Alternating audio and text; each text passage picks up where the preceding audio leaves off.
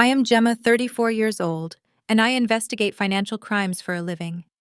At 5 in the morning during a record-breaking negative 29-degree Chicago blizzard, my parents dumped my 85-year-old grandmother on my front porch with two flimsy suitcases and drove off into the darkness. She was trembling uncontrollably, her lips completely blue, as she whispered that she was sorry to bother me. I held back my tears, brought her inside, and made exactly one phone call. 3 weeks later, my family was pounding on my door, begging for mercy, while facing federal prison. Before I continue this story, let me know where you are watching from in the comments below. Hit like and subscribe if you have ever had to stand up to toxic family members who thought they could get away with destroying the people you love. Growing up in our household, I was always the black sheep. My parents, Warren and Barbara, cared only about status appearances and the illusion of wealth. They poured all their affection and resources into my younger sister, Ashley, the golden child who now at 30 years old calls herself a life coach on social media while living entirely off other people. I was the quiet one, the boring one who chose to study forensic accounting instead of trying to climb the social ladder. The only person who ever truly saw me, who ever showed me unconditional love, was my grandmother, Agnes. She defended me when my parents mocked my career choice, and she slipped me money when I was struggling through college. I owed her everything. The storm that hit Chicago that morning was historic. The wind howling off Lake Michigan sounded like a freight train, and the temperature had plummeted to a lethal negative 29 degrees. The local news had been broadcasting emergency warnings for days, telling residents that exposed skin could suffer frostbite in under 5 minutes. I was sound asleep in my townhouse when the aggressive, continuous chiming of my doorbell ripped me from my dreams. It was exactly 5 in the morning. I grabbed my phone from the nightstand and tapped the security camera app. Through the grainy night vision footage, I saw the glowing red taillights of my father Warren's silver Mercedes-Benz speeding away down my snow-covered driveway, tires spinning as he rushed to escape. But what I saw left on the porch made my blood run instantly cold. I threw off my blankets, sprinted down the stairs in my pajamas, and ripped the heavy oak front door open. The freezing wind hit me like a physical punch, knocking the breath out of my lungs. There, sitting alone in the middle of the concrete porch, was my grandmother, Agnes. She was strapped into her wheelchair, huddled under a thin spring jacket that offered absolutely no protection against the deadly Arctic blast. Next to her wheels sat two cheap plastic suitcases, already covered in a dusting of fresh snow. "Grandma," I screamed, plunging into the freezing storm. Her head was bowed, her chin resting against her chest. When I reached her and lifted her face, I felt a surge of pure terror. Her lips were completely blue and her skin was icy to the touch. Her hands were bare, gripping the armrests of her wheelchair so tightly her knuckles were white. She was shivering so violently that the metal frame of the chair was rattling against the concrete. I grabbed the handles of the wheelchair and pulled her backward over the threshold, hauling her into the warmth of my foyer, before slamming the heavy door shut against the storm. I dropped to my knees, rubbing her frozen hands, trying to stimulate any kind of circulation. "I am sorry, Gemma," she whispered, her voice barely a dry, raspy breath. Her teeth were chattering so hard she could barely form the words. "I am so sorry to bother you so early." "You are not bothering me," I said, my voice cracking as I pulled off her freezing coat and wrapped my own thick robe around her frail shoulders. "What happened? Why did they leave you out there?" She looked down at her lap, tears welling in her cloudy eyes. "My parents said you soiled the expensive rug in my sister Ashley's new house. They said I was too much trouble. They said they had a flight to catch and could not deal with me anymore. I tried to clean the rug, Gemma, I really did. But my hands were shaking. I am so sorry." A wave of nausea and blinding rage washed over me. My parents were supposed to be her primary caretakers. 2 years ago, when Agnes began showing early signs of mild dementia, Warren and Barbara had convinced her to sell her beautiful $1.2 million home. They promised they would use the funds to move her into a luxury assisted living facility and manage her care for the rest of her life. Instead, they had just dumped her on my doorstep in the middle of a deadly blizzard, like a bag of unwanted trash, because she had allegedly spilled something on Ashley's new rug. I knew for a fact that Warren and Barbara were scheduled to fly out to the Maldives that very morning for a luxury vacation to celebrate Ashley's 30th birthday. They had dumped her here to clear their schedule. They had not even waited for me to open the door. If I had been a heavy sleeper, if my phone had been on silent, Agnes would have frozen to death on my porch in less than 20 minutes. They knew this and they simply did not care. "I need to get you warm," I said, forcing my voice to remain steady and calm. I wheeled her into the living room, positioned her near the fireplace, and cranked the heat up. I brought her thick woolen blankets, thermal socks, and a mug of hot tea, guiding the warm liquid to her trembling lips. Once her shivering began to subside and a faint trace of color returned to her cheeks, I knew I had to act fast. I called my private family physician, Dr. Evans, and begged him to brave the storm. He owed me a favor from a tax investigation case I had helped him with years ago, and he promised to arrive within the hour. While Agnes rested in my guest room, I went back to the foyer to retrieve the 2 cheap suitcases my father had left behind. I brought them into the kitchen and laid them flat on the island. Agnes took several daily medications for her heart and blood pressure. I unzipped the first suitcase, expecting to find her pill organizers, her medical records, and her warm winter clothing. What I found instead made the blood rush to my ears. The suitcase contained nothing but a few moth-eaten sweaters, some mismatched socks, and a pair of old slippers. There was no winter coat. There were no heart medications. There were no pill bottles at all. I ripped open the second suitcase, panic rising in my chest. It was entirely empty, except for a large crumpled manila envelope tossed carelessly at the bottom. I pulled the envelope out and dumped its contents onto the granite countertop.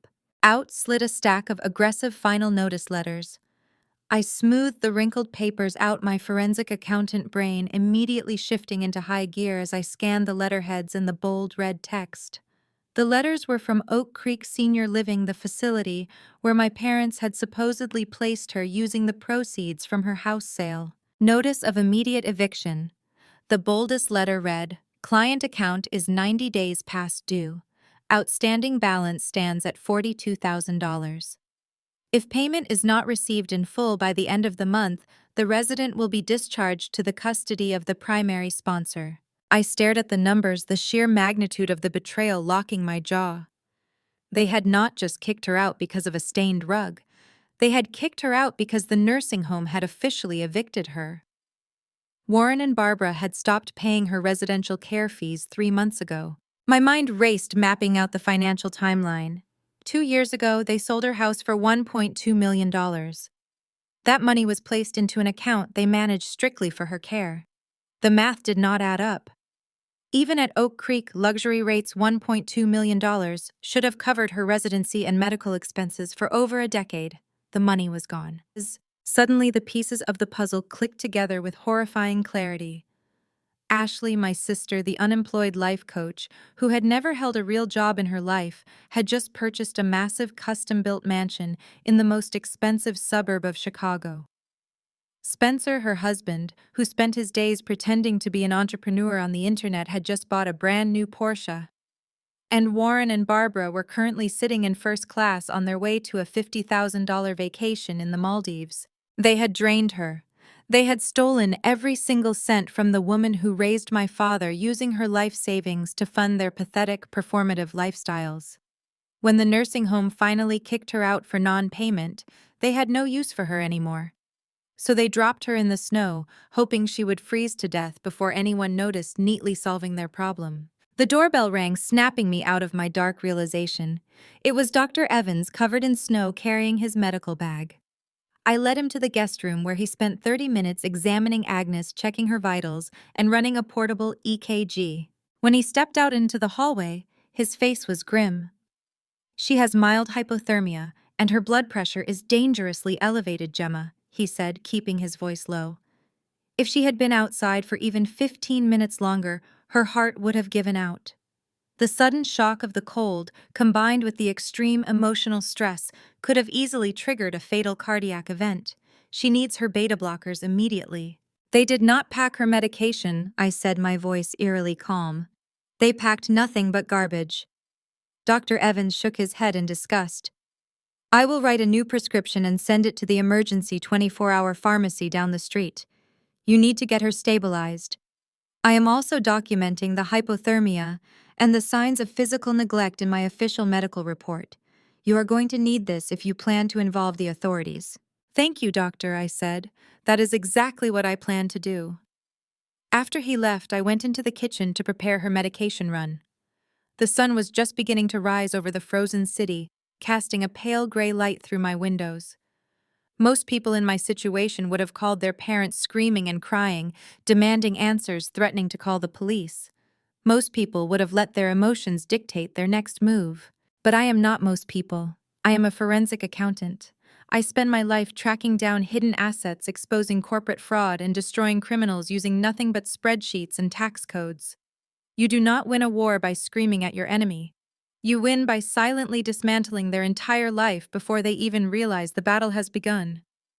I did not call Warren. I did not text Barbara. I did not leave angry voicemails for Ashley. Instead, I picked up my phone and made exactly one call. I dialed the private cell phone number of Harrison, a 50-year-old powerhouse attorney who specialized exclusively in elder law and fiduciary fraud. Harrison was a shark in a tailored suit, a man who made a living putting financial abusers behind bars. We had collaborated on several high-profile fraud cases in the past, and I knew he was the only person ruthless enough to handle what I was about to unleash. He answered on the third ring, his voice thick with sleep. Gemma, do you know what time it is? I need you to wake up Harrison, I said, staring at the eviction notice on my counter.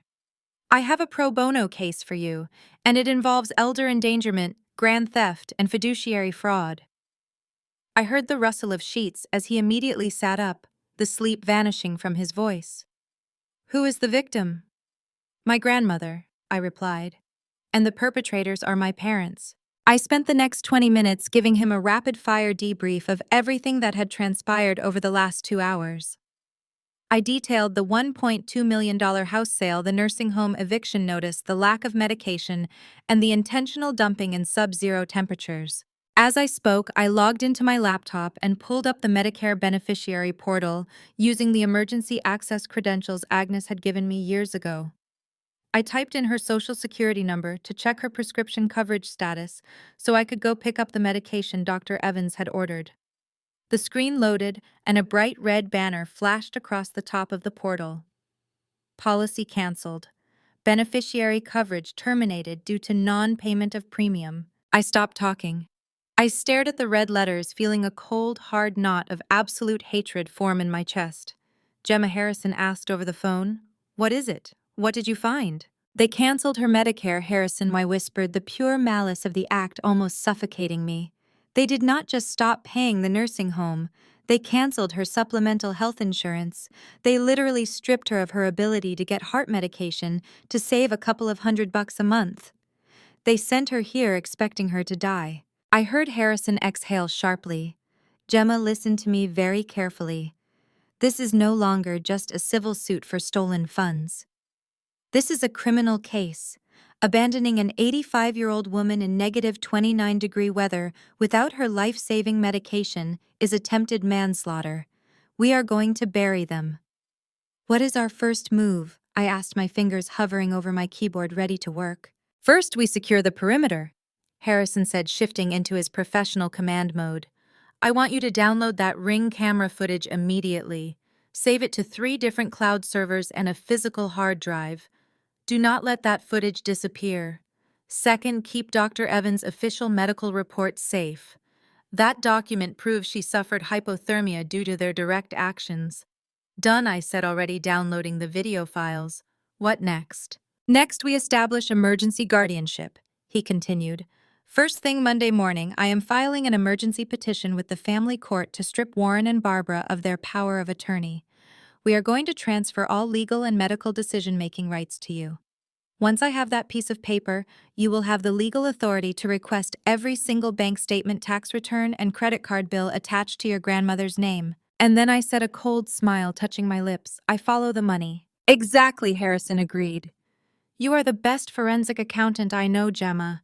I need you to track every cent of that $1.2 million, find out exactly where it went, how they washed it, and what assets they purchased with it.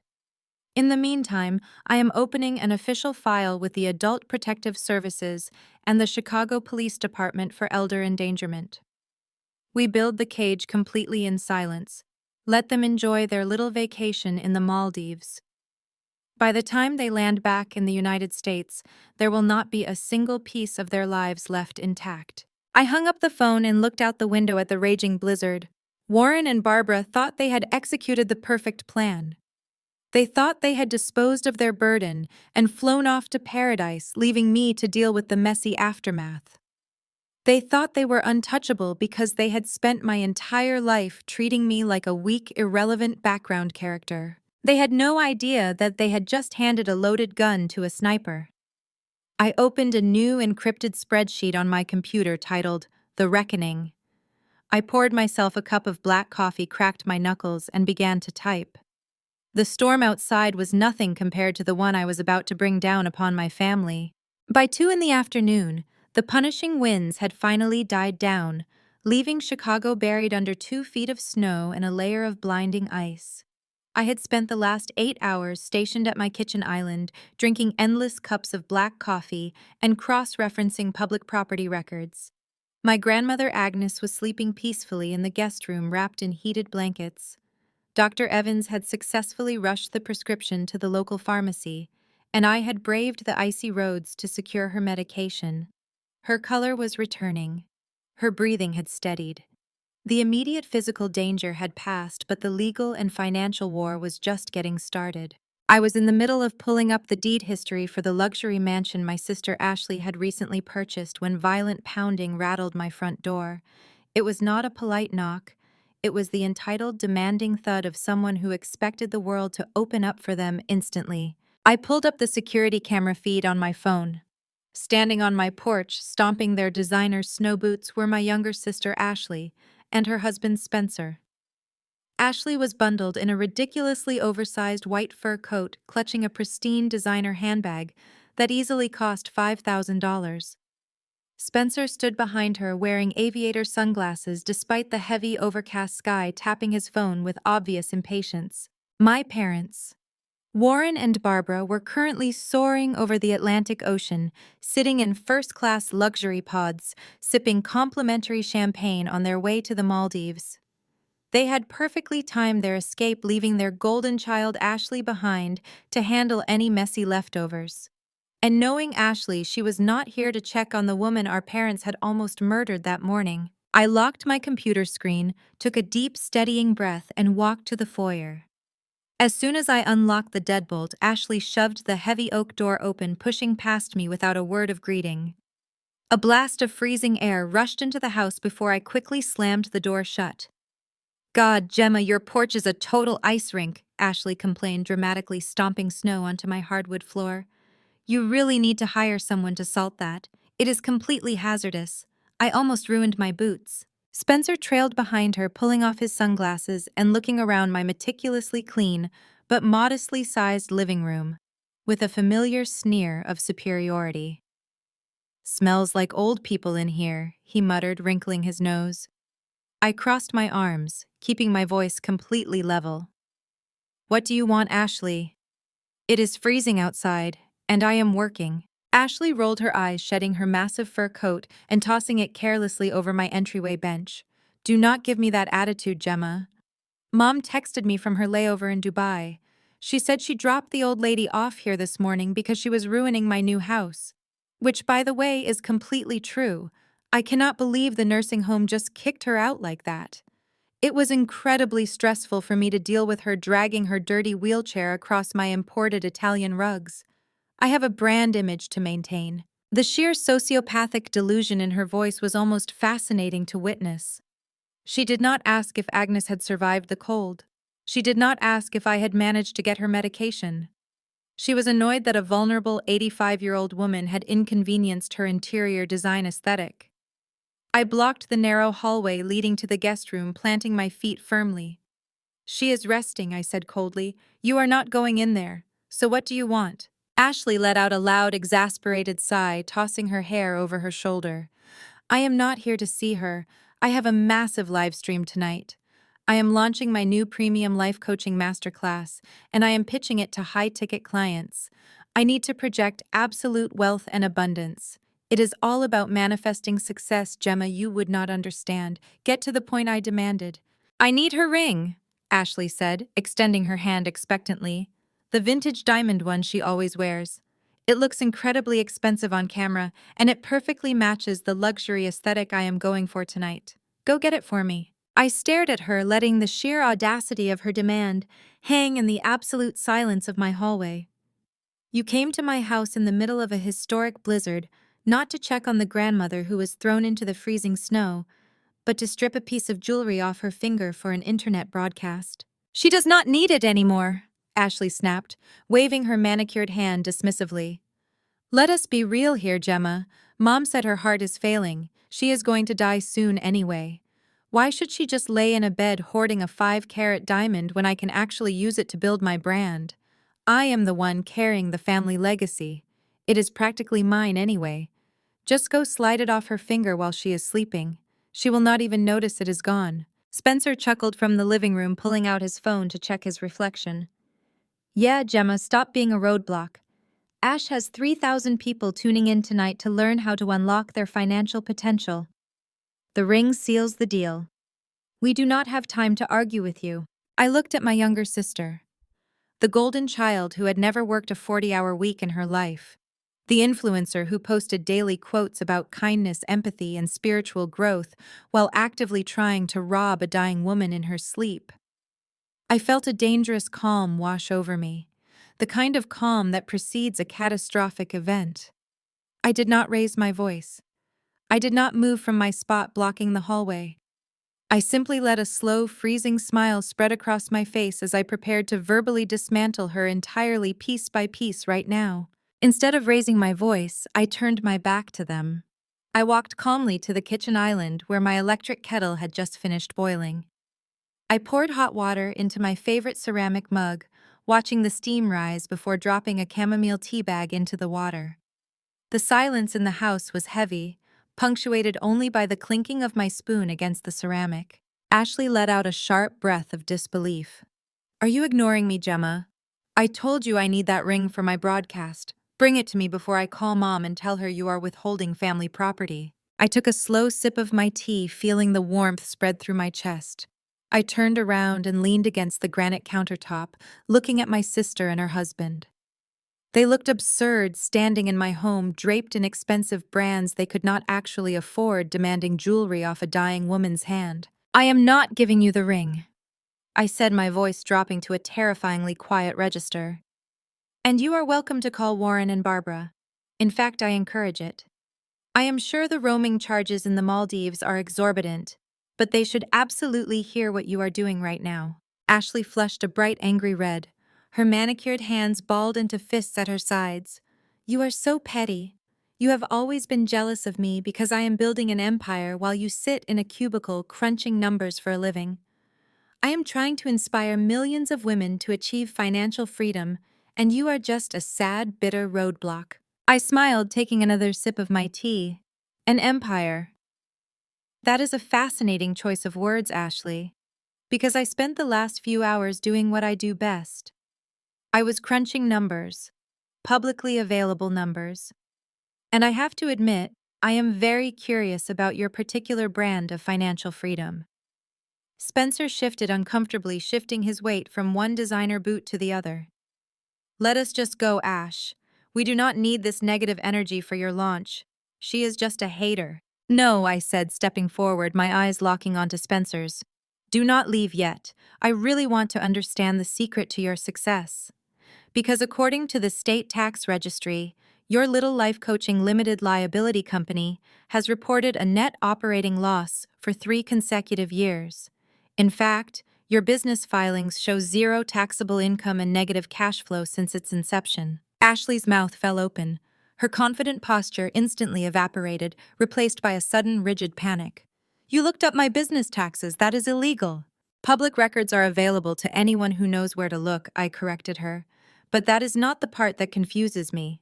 What confuses me is how a company with zero revenue and a massive debt-to-income ratio manages to secure financing for a brand new Porsche Cayenne, the one you bought last month, the one you have been flaunting all over social media to your gullible followers. The color drained entirely from Ashley's face, leaving her looking pale and sick beneath her heavy makeup. Spencer suddenly found the floorboards incredibly interesting, avoiding my gaze completely. He stuffed his hands deep into his pockets, the arrogant swagger completely gone. Cars like that cost over $100,000. I continued, my voice slicing through the tense air like a scalpel. Dealerships require proof of income. They require rigorous credit checks. And since neither of you has reported a legitimate paycheck in half a decade, I am left with a very troubling mathematical equation. So, Ashley, I will ask you a simple question. Whose credit card did you use to pay for that car? Ashley swallowed hard, taking a defensive step backward toward the front door. I do not have to explain my finances to you. I have private investors. I have exclusive brand deals. Brand deals do not pay the mortgage on a custom-built mansion in the most exclusive suburb of the city. I countered, stepping closer. You do not have investors. You have a very specific stream of stolen cash. And I know exactly where it came from. I know about the house sale. I know about the nursing home eviction.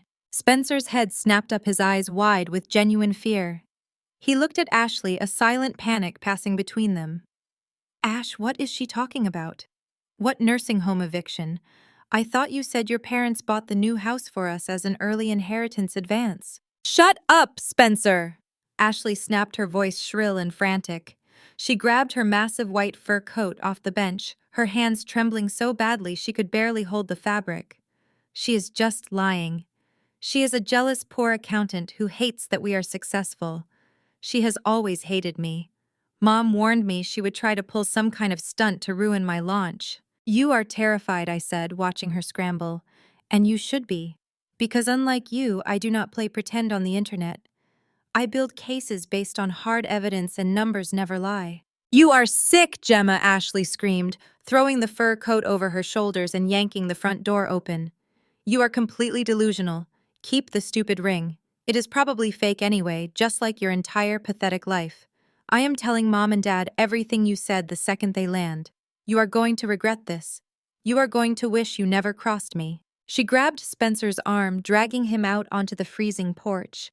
He stumbled over his own boots, nearly slipping on the icy concrete as she pulled him toward their illegally financed luxury vehicle. I stood in the doorway, letting the bitter wind wash over my face as I watched them retreat like terrified children. Have a great live stream, Ashley! I called out, my voice ringing clearly across the snow-covered yard. Tell your audience all about how to manifest a grand theft auto charge. I am sure they will love the authenticity. Ashley let out a furious, inarticulate scream before slamming the passenger door of the Porsche. The engine roared to life, tires spinning aggressively on the ice, before the heavy vehicle swerved out of my driveway and sped down the street, running a stop sign in her desperate haste to escape. I closed the heavy oak door and locked the deadbolt, the sharp click echoing in the silent foyer. The house was quiet again, safe and secure. The first wave of the enemy had attacked, and I had completely decimated their front lines without raising a single finger or shouting a single word. I walked back into the kitchen, pouring the rest of my tea down the sink. The confrontation had confirmed exactly what I suspected. Ashley was deeply implicated in the financial abuse, but she was also incredibly foolish. Her blind panic had given me all the psychological leverage I needed, and Spencer's genuine confusion proved there were fractures in their little criminal enterprise. I checked my watch. Harrison, my elder law attorney, had promised to file the emergency guardianship paperwork the moment the courts opened on Monday. I had a few days to gather the remaining pieces of the financial puzzle before my parents returned from their tropical getaway. I returned to my laptop sitting at the kitchen island. It was time to dig deeper. It was time to find out exactly how Warren and Barbara had weaponized my grandmother's identity to fund a life of absolute delusion. I powered up my primary workstation in the home office. 3 high-resolution monitors flickered to life.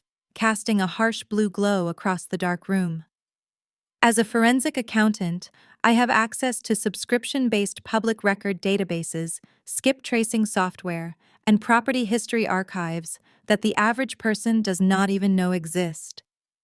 I bypassed the standard search engines and logged directly into the County Recorder of Deeds secure portal.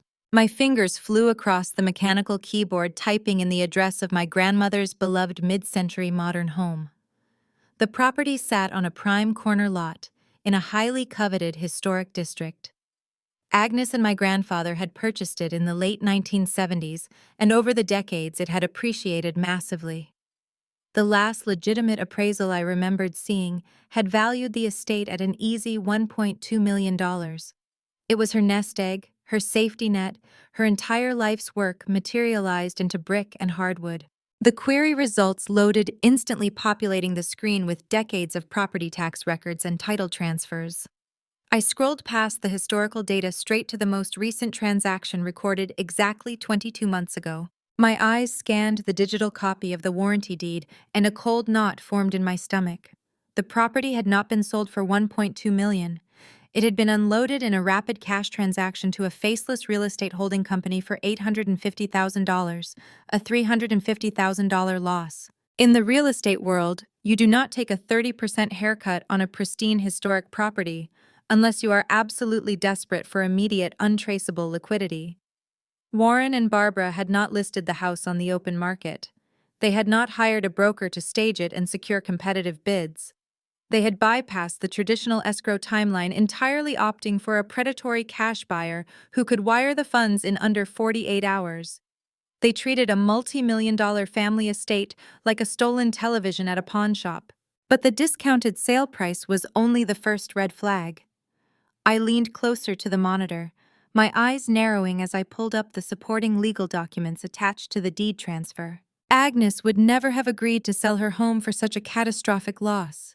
She was deeply attached to that house, and at the time of the sale, her mind was still incredibly sharp.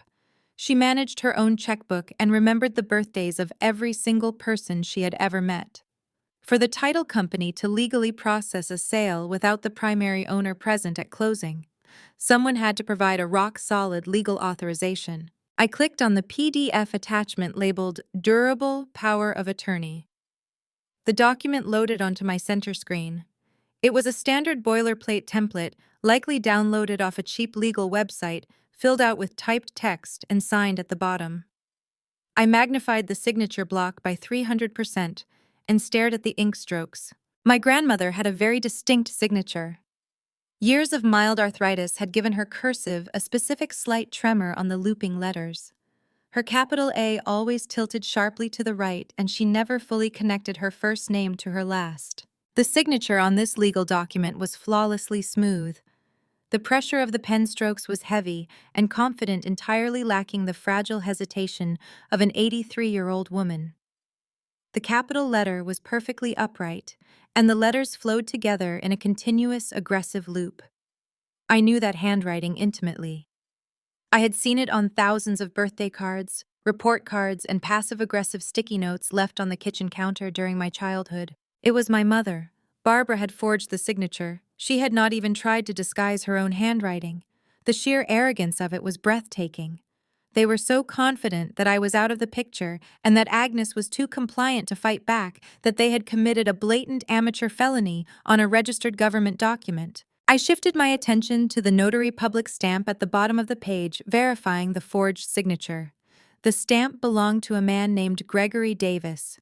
I quickly ran a background search on the name, pulling up his employment history and social media profiles. The results were almost too easy. Gregory Davis was the general manager of the exclusive suburban country club where my parents had been members for 20 years. My father probably bought him a round of expensive scotch and handed him $100 bill to stamp a document without asking any questions. I took a screenshot of the notary stamp and the forged signature, dropping them into my master evidence file. The legal implications were massive. By using a forged power of attorney to execute a real estate transaction across state banking lines, Warren and Barbara had crossed the threshold from civil elder abuse into federal wire fraud and identity theft. But a fraudulent deed was just the mechanism. I needed to see the blood flow of the crime. I needed to trace the exact trajectory of the $850,000 once it left the title company's escrow account. I pulled up the settlement statement from the closing documents. The cash proceeds had been wired directly into a joint checking account at a major national bank. The account was technically listed under Agnes' name, but it had been established as a joint tenancy with right of survivorship naming Warren as the co-signer. This meant Warren had unrestricted, unmonitored access to every single cent in that account. As a forensic accountant, I know that money is like water. It always leaves a stain, no matter how hard you try to mop it up. Warren and Barbara thought they were clever. They thought that by moving the money into a joint account, they could claim they were simply managing funds for their aging mother. But they forgot that digital banking leaves a permanent, indestructible footprint. Every wire transfer, every cashier check, every ATM withdrawal creates a data point. I picked up my phone and dialed Harrison, my elder law attorney. He answered immediately, the background noise indicating he was already at his downtown office. "Harrison," I said, my voice crackling with adrenaline. "I found the breach. They did not just coerce her into selling.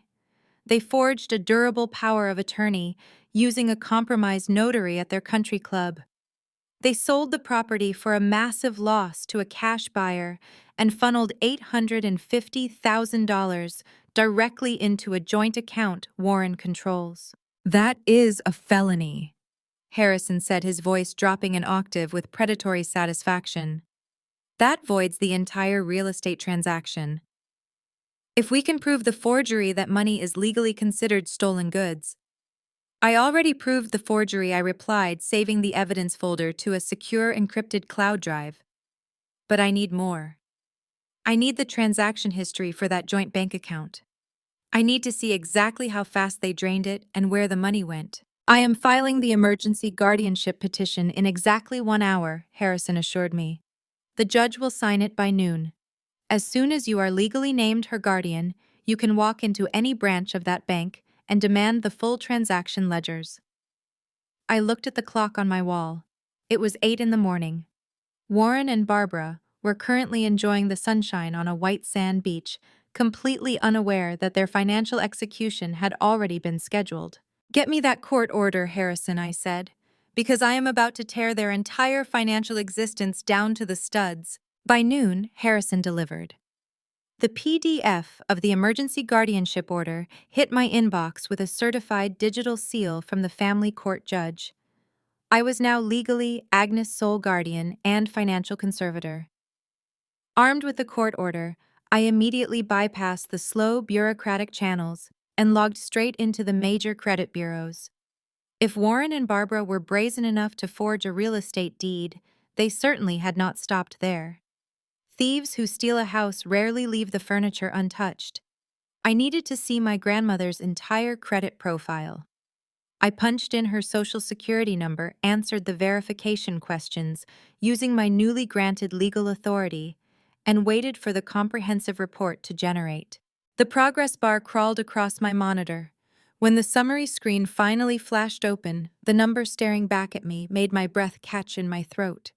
My grandmother's credit score, once an immaculate 800, had plummeted to a disastrous 410. The dashboard flashed violently with red warning icons indicating severe delinquencies, accounts and collections, and catastrophic debt-to-income ratios. I clicked into the detailed tradeline history. Below the closed mortgage account sat 4 active open credit lines. They were not standard retail cards. They were ultra-premium black cards, the kind that require massive income verification and carry astronomical limits. All 4 had been opened within the last 18 months entirely online, and all 4 were completely maxed out.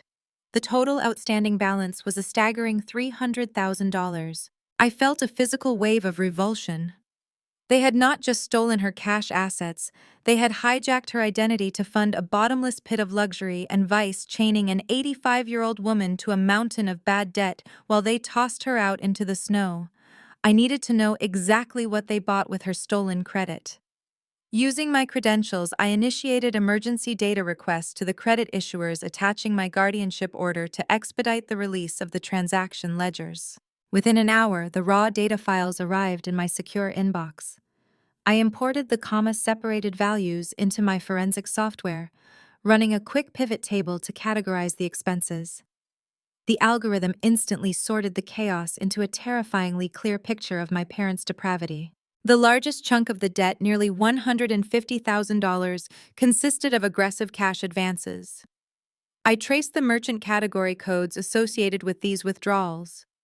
They were not from standard bank tellers. The cash was pulled from high-fee ATMs, located inside offshore gambling platforms and underground riverboat casinos. Warren had a well-known penchant for high-stakes poker, a nasty habit my mother always aggressively covered up to protect their high society image. He had literally gambled away his mother's identity chip by stolen chip. I scrolled down to the retail transactions. The ledger read like a catalog for the obscenely wealthy. There were $20,000 charges at luxury fashion houses in Paris, $50,000 drained at custom jewelers, and frequent massive tabs at five-star restaurants where they definitely swiped my grandmother's card to play the generous hosts for their pretentious friends. But the absolute pinnacle of their cruelty lay at the very top of the most recent billing cycle. Just 3 weeks ago, a single transaction for $52,000 was processed through an international travel concierge. I cross-referenced the vendor details. It was the exact cost of 2 first-class round-trip tickets and a 2-week stay at an ultra-exclusive overwater villa in the Maldives.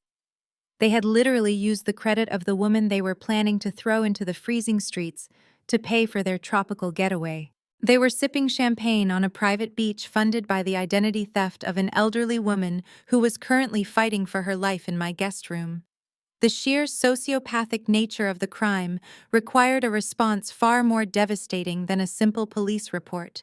I needed to build a digital cage so tight that not even the most expensive defense attorney could find a loophole. In financial crimes, the physical location of the transaction is the smoking gun.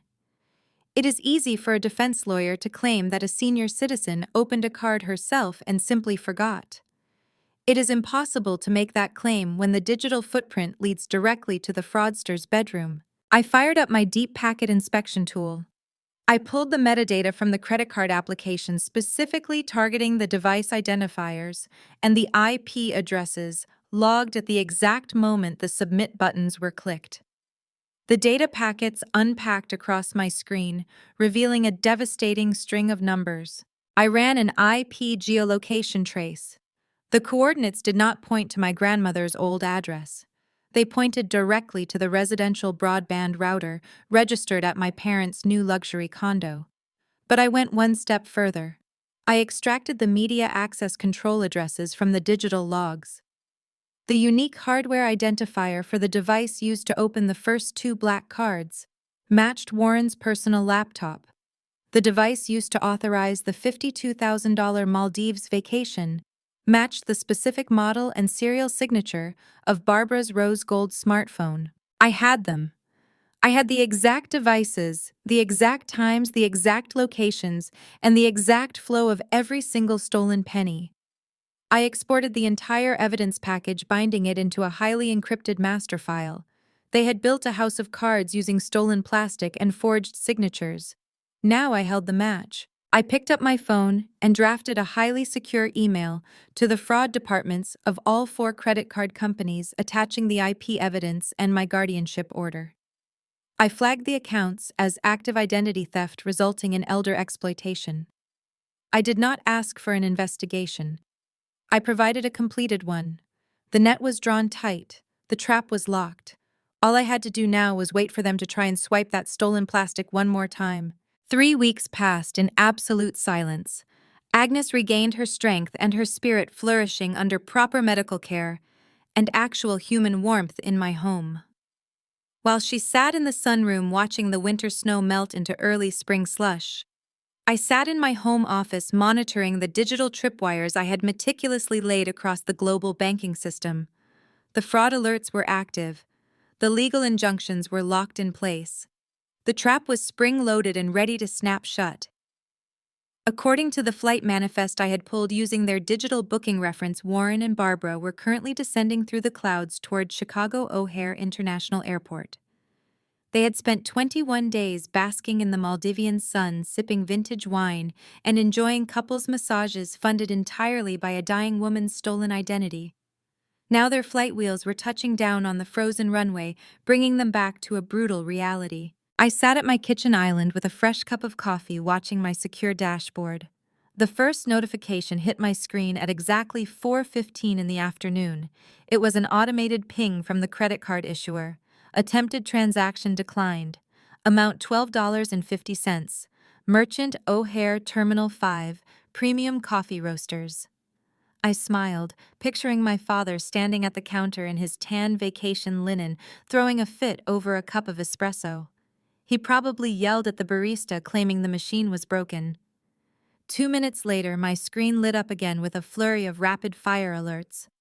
Another declined transaction. This time for $200 at the VIP luggage porter service. Warren had tried the second black card. Declined. Then the third. Declined. Then the fourth. Denied due to suspected fraud. 2. The algorithm I had established directly with the bank fraud departments was operating flawlessly. The cards were not just temporarily paused or flagged for suspicious travel activity. They were hard-coded as stolen assets, rendering them completely useless blocks of plastic. I could almost feel the rising panic transmitting through the digital server logs. People like Warren and Barbara rely entirely on the illusion of infinite wealth. When that illusion is shattered in a public place like an international airport terminal, the psychological damage is immediate and devastating. They were standing there dripping in designer labels, unable to pay a baggage handler. A few minutes later, I watched the authentication logs as Warren desperately logged into his mobile banking app from the airport public Wi-Fi network. I knew exactly what was rendering on his high-end smartphone screen in that exact moment. The massive joint checking account, the one they had illegally stuffed with the $850,000 from my grandmother's forced house sale, showed a current available balance of exactly $0.00. A bright red banner across his banking app would be informing him that the account was locked pending federal review. Harrison and the federal investigators had executed the court orders flawlessly. The funds were legally frozen, seized by the authorities as primary criminal evidence in an active elder financial exploitation and wire fraud case. My parents had landed in one of the most expensive cities in America, with a mountain of heavy designer luggage, a deep tropical tan, and absolutely zero liquid assets. They could not buy a sandwich. They could not rent a car. They could not even purchase a train ticket. Panic is a highly predictable emotion. It strips away logic and makes arrogant people reckless.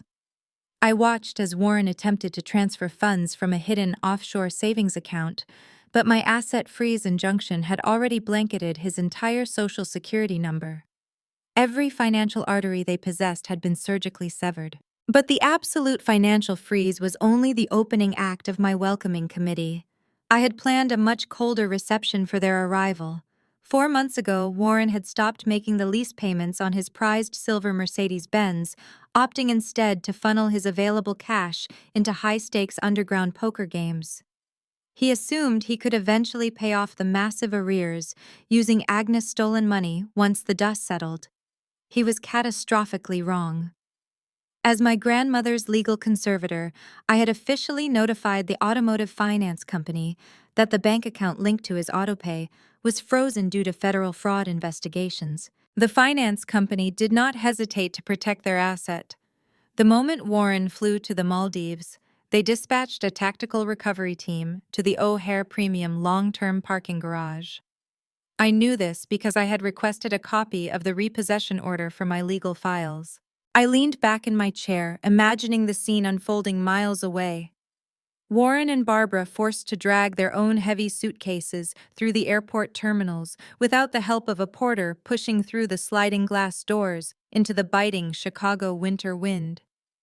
They would have stomped across the concrete of the premium parking structure, shivering in their thin vacation clothes, heading toward the prime spot where Warren always parked his beloved luxury vehicle. They would round the corner expecting the warm leather seats and heated steering wheel of the Mercedes to rescue them from the freezing cold. Instead, they would find an empty concrete parking space. Nothing but a puddle of melted slush where their status symbol used to sit. Right on cue, my personal cell phone began to vibrate violently on the granite countertop. The caller ID flashed with Warren's name. I let it ring, watching the screen light up the kitchen. It stopped, then immediately started ringing again. This time, it was Barbara. I let it ring. Then came the rapid-fire text messages. Our cards are not working. The bank app is down. Someone stole the car. Call me right now, Gemma. We need money for a taxi. Call an Uber for us immediately. This is an emergency. They were stranded, broke, freezing and terrified. And the best part was, they still believed I was their obedient backup plan, ready to rescue them at a moment's notice. They had absolutely no idea that I was the architect of their destruction. I took a sip of my coffee, watching the missed call counter climb higher and higher, perfectly content to let them freeze. The missed call counter on my phone hit 27 before I finally decided I had tortured them enough.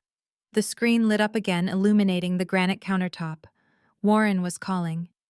I picked up the device, swiped the green accept button, and set it down flat on the kitchen island, activating the speakerphone. I did not say hello. I simply let the line open, allowing the chaotic sounds of O'Hare International Airport to flood my quiet, warm kitchen. Gemma. Warren's voice exploded through the speaker, frantic and breathless. The wind was howling violently in the background, whipping against his phone microphone. Where have you been? I have been calling you for 20 minutes. Stop whatever you are doing and log into your banking portal right now. I need you to wire $5,000 into my backup checking account immediately. Write down this routing number. Do it now before my battery dies. I did not reach for a pen.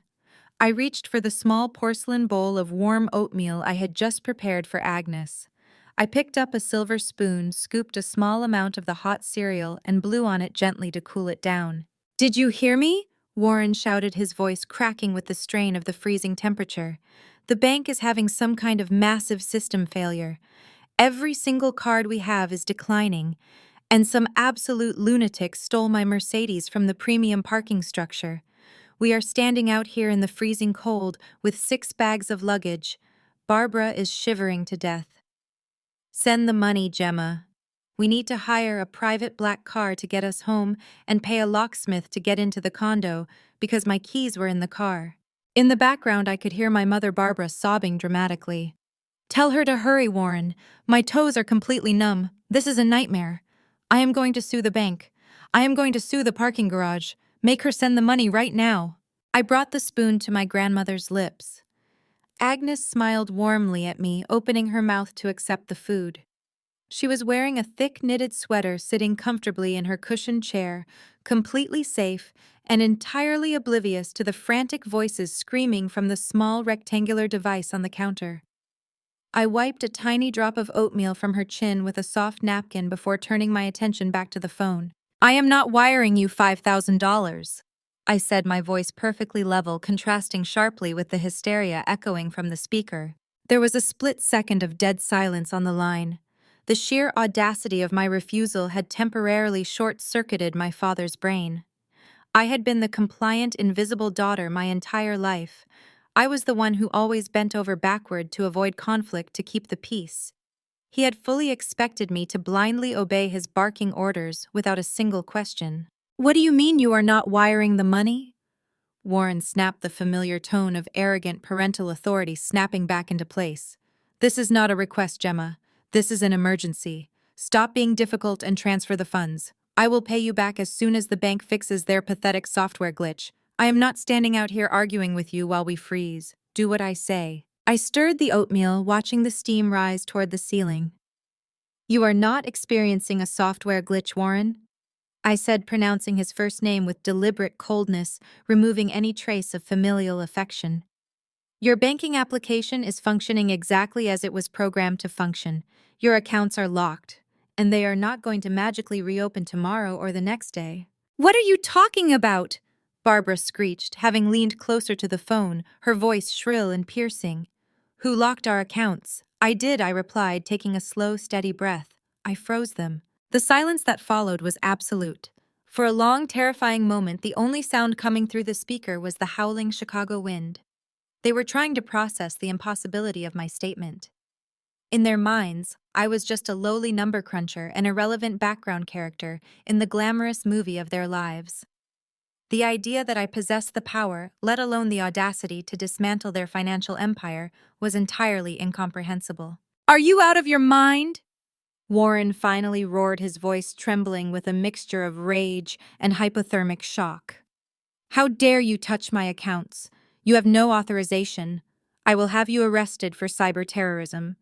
I will call the police right now and have you thrown in a federal cell. Unfreeze them instantly. You cannot call the police to report stolen money when the money was stolen by you in the first place, I said, feeding Agnes another spoonful of oatmeal. I am the legally appointed emergency guardian and financial conservator for Agnes. The family court judge signed the order this morning. I have full legal authorization over every single asset attached to her Social Security number, which includes the joint checking account you illegally funded with the proceeds from her fraudulently sold house, which also includes the 4 black credit cards you opened using her identity to pay for your luxury vacation to the Maldives. I could hear the sudden hitch in his breathing. The bluster vanished instantly, replaced by the terrifying realization that I knew exactly what he had done. As a forensic accountant, I knew how to hit where it hurt the most, exposing the paper trail. Gemma, listen to me, he stammered, his voice dropping an octave, adopting a panicked, pleading tone. You do not understand the situation. We can explain everything. It is a misunderstanding. We were just managing her assets to protect them. You are making a massive mistake. You dumped an 85-year-old woman on my porch in negative 29-degree weather. Without her heart medication, I said, my voice dropping to a harsh, icy whisper. You left her to die so you could go drink champagne on a beach. There is no misunderstanding, Warren. Your car was not stolen by a lunatic. It was repossessed by the finance company because I blocked your auto pay. Your credit cards are flagged for identity theft. Your funds are seized by federal order for elder exploitation. Barbara began wailing uncontrollably in the background, a pathetic sound of ultimate defeat. Warren, do something. Call someone. We are freezing. We have no money. What are we going to do? Call your own Uber, I said, cutting off his frantic attempts to formulate another lie. And you better hope you have some spare change buried at the bottom of those designer luggage bags, because nobody is coming to rescue you. I reached out and tapped the red button on my screen, severing the connection. The kitchen returned to its peaceful, quiet state. I looked at my phone, watching it sit silently on the granite island. The power dynamic that had defined my entire existence had just been permanently shattered. I picked up the napkin, wiped my grandmother's hands, and smiled at her.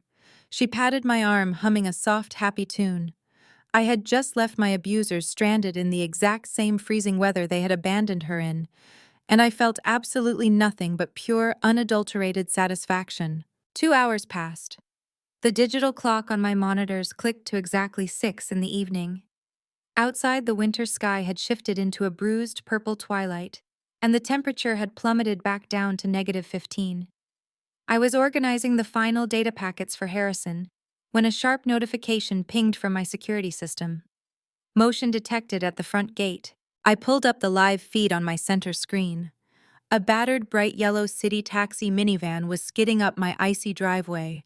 The vehicle was a hilarious downgrade from their usual private black car service. The rusted minivan lurched to a halt right at the edge of my walkway. The sliding door jerked open and 4 distinct figures spilled out into the freezing slush. Warren and Barbara tumbled out first, looking absolutely miserable in their thin designer vacation clothes. Their deep tropical tans contrasted sharply with the blue hue of the freezing Chicago evening. Following right behind them were Ashley and Spencer. Apparently, my parents had called their golden child to scrounge up cash for the cab fare from the airport. They had all crammed into the cheap-smelling minivan to launch a coordinated attack. I watched through the high-definition camera as they struggled to drag 6 massive luxury suitcases out of the trunk. The taxi driver, clearly annoyed by their lack of a tip, slammed the hatch shut and sped off, splashing dirty gray slush all over the bottom of Barbara's expensive white slacks. Warren stomped up the front steps, his face contorted into a mask of pure, unfiltered rage. He did not bother ringing the doorbell. He immediately began pounding on my heavy oak front door with both fists. The violent thudding echoed through the quiet house. "Gemma, open this door right now," Warren roared, his voice hoarse. "You have exactly 3 seconds to let us in before I kick this thing off its hinges." I did not move from my chair. I simply watched the live feed. Behind Warren, Barbara was already shifting into her classic theatrical victim mode. She noticed that the loud banging was drawing attention. A few neighbors who lived across the street had stepped out onto their porches, clutching their cardigans tightly as they peered over the snowbanks. Seeing an audience, Barbara immediately amplified her performance. She threw herself against the sturdy door, sobbing loudly enough to wake the entire neighborhood. "You ungrateful daughter!" Barbara wailed, her voice echoing down the quiet suburban street. "Open this door! You stole our money! You hacked into our bank accounts and robbed your own parents! Where are you hiding your grandmother? Give her back to us right now!" The sheer audacity of her screaming about hiding my grandmother when she was the one who abandoned her to freeze to death was almost poetic. She was trying to spin a narrative for the nosy neighbors, painting me as a deranged criminal who had kidnapped an elderly woman and hijacked the family fortune. Ashley pushed her way to the front of the porch, her massive white fur coat now stained with dirty street snow. Her makeup was smeared, and she looked frantic. "Gemma, you ruined my launch!" Ashley screamed, kicking the bottom of the door with her designer boot. "My credit cards are declining. The bank called Spencer and threatened to seize the Porsche. You are a psychotic, jealous monster. Turn the money back on right now, or I swear I will destroy you." Spencer stood near the edge of the porch, shifting his weight nervously. He looked completely out of his element, wrapping his arms around himself to stay warm. He was a coward who liked the aesthetic of wealth, but crumbled at the first sign of actual conflict. He kept glancing nervously at the street, clearly worried that someone was going to call the cops. I calmly locked my computer screen and stood up. I walked down the hall and peeked into the guest room. Agnes was sitting up in bed, completely undisturbed, wearing noise-canceling headphones I had provided earlier, listening to a classical symphony while reading a magazine. She was safe, warm, and entirely insulated from the toxic circus unfolding outside. I walked back to the foyer and stood just inches away from the heavy oak door. The pounding was relentless, shaking the door frame. I pressed the intercom button on the wall panel, projecting my voice through the outdoor speaker directly onto the porch. "You are trespassing," I said, my voice booming clearly, cutting through their chaotic shouting. "Step off my property immediately, or I will consider this a home invasion." Warren slammed his fist against the wood again. "You do not give me orders in my own city, you arrogant little thief. You are going to unlock those bank accounts, transfer every single cent back to me, and hand over my mother. I have legal rights. I am her son. I have power of attorney." "You have a forged piece of paper stamped by a corrupt country club manager," I replied through the speaker, perfectly calm. "And you do not have a mother anymore, Warren. You lost that right when you left her to die in the snow." Barbara dropped to her knees on the icy concrete, clutching the door handle, crying hysterically. "Please, Gemma, please. We are freezing. We have no money for a hotel. My toes are turning blue. You cannot leave your own flesh and blood out in the cold. It is inhuman." The hypocrisy was so thick I could practically taste it. They were experiencing exactly 10 minutes of the exact same freezing torture they had subjected an 85-year-old woman to, and they were already begging for mercy. "I warned you about the cold this morning, Barbara," I said, my voice devoid of any sympathy. "I suggest you start walking. There is a bus stop 3 miles down the road." Ashley grabbed the intercom microphone, her face twisted with pure entitlement. "Open the door right now, Gemma. We are moving in here until you fix this mess. You owe us. You are just a pathetic accountant. You have no power here. Do what you are told." I smiled, staring at the thick wood separating us. They truly believed that if they yelled loud enough, if they bullied me hard enough, I would inevitably fold, just like I did when I was a teenager. They thought they could bully their way out of federal financial crimes by throwing a tantrum on my front porch. I reached out and placed my hand on the deadbolt. I was finally going to open the door, but I was not opening it to let them in. I was opening it to let the consequences out. I turned the heavy brass deadbolt with a loud, deliberate snap that echoed over the howling wind. Through the frosted glass panels, I could see Warren shift his weight, bracing himself to push his way inside the second the latch cleared. He had a triumphant smirk plastered across his freezing face, entirely convinced that my compliance was inevitable.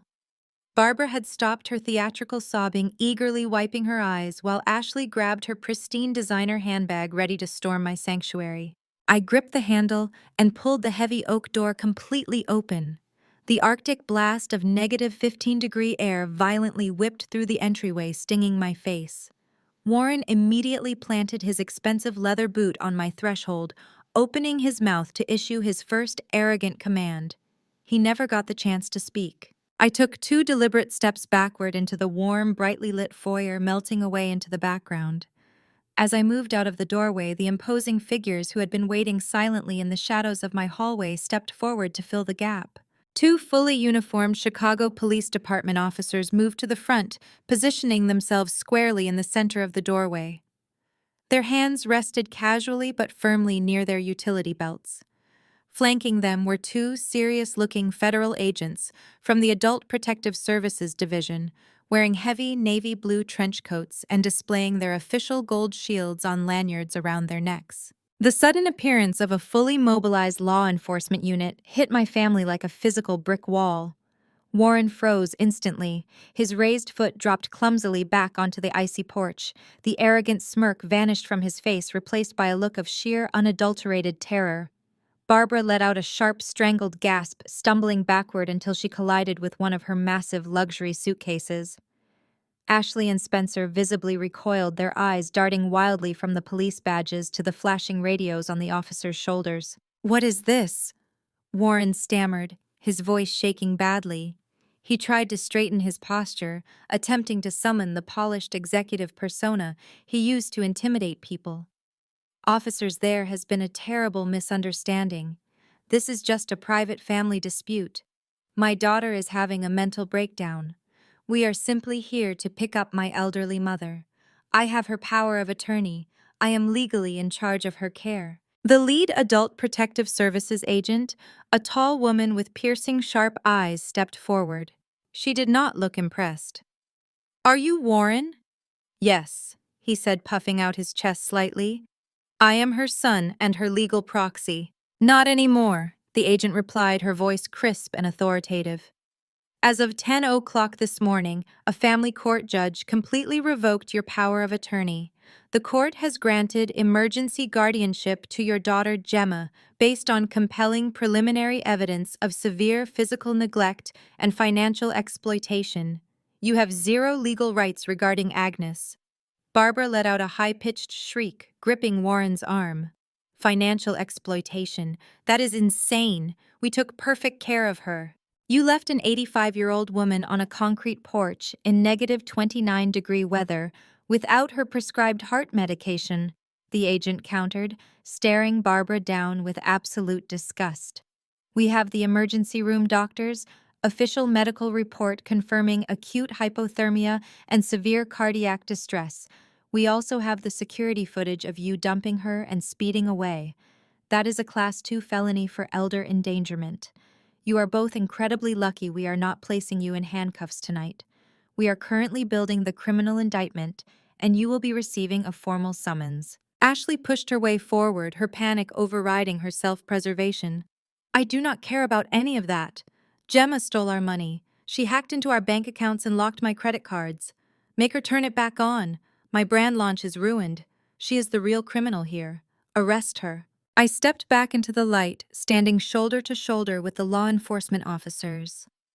I held a thick, sealed manila envelope in my hands. I looked directly at Ashley, then shifted my gaze to Warren and Barbara.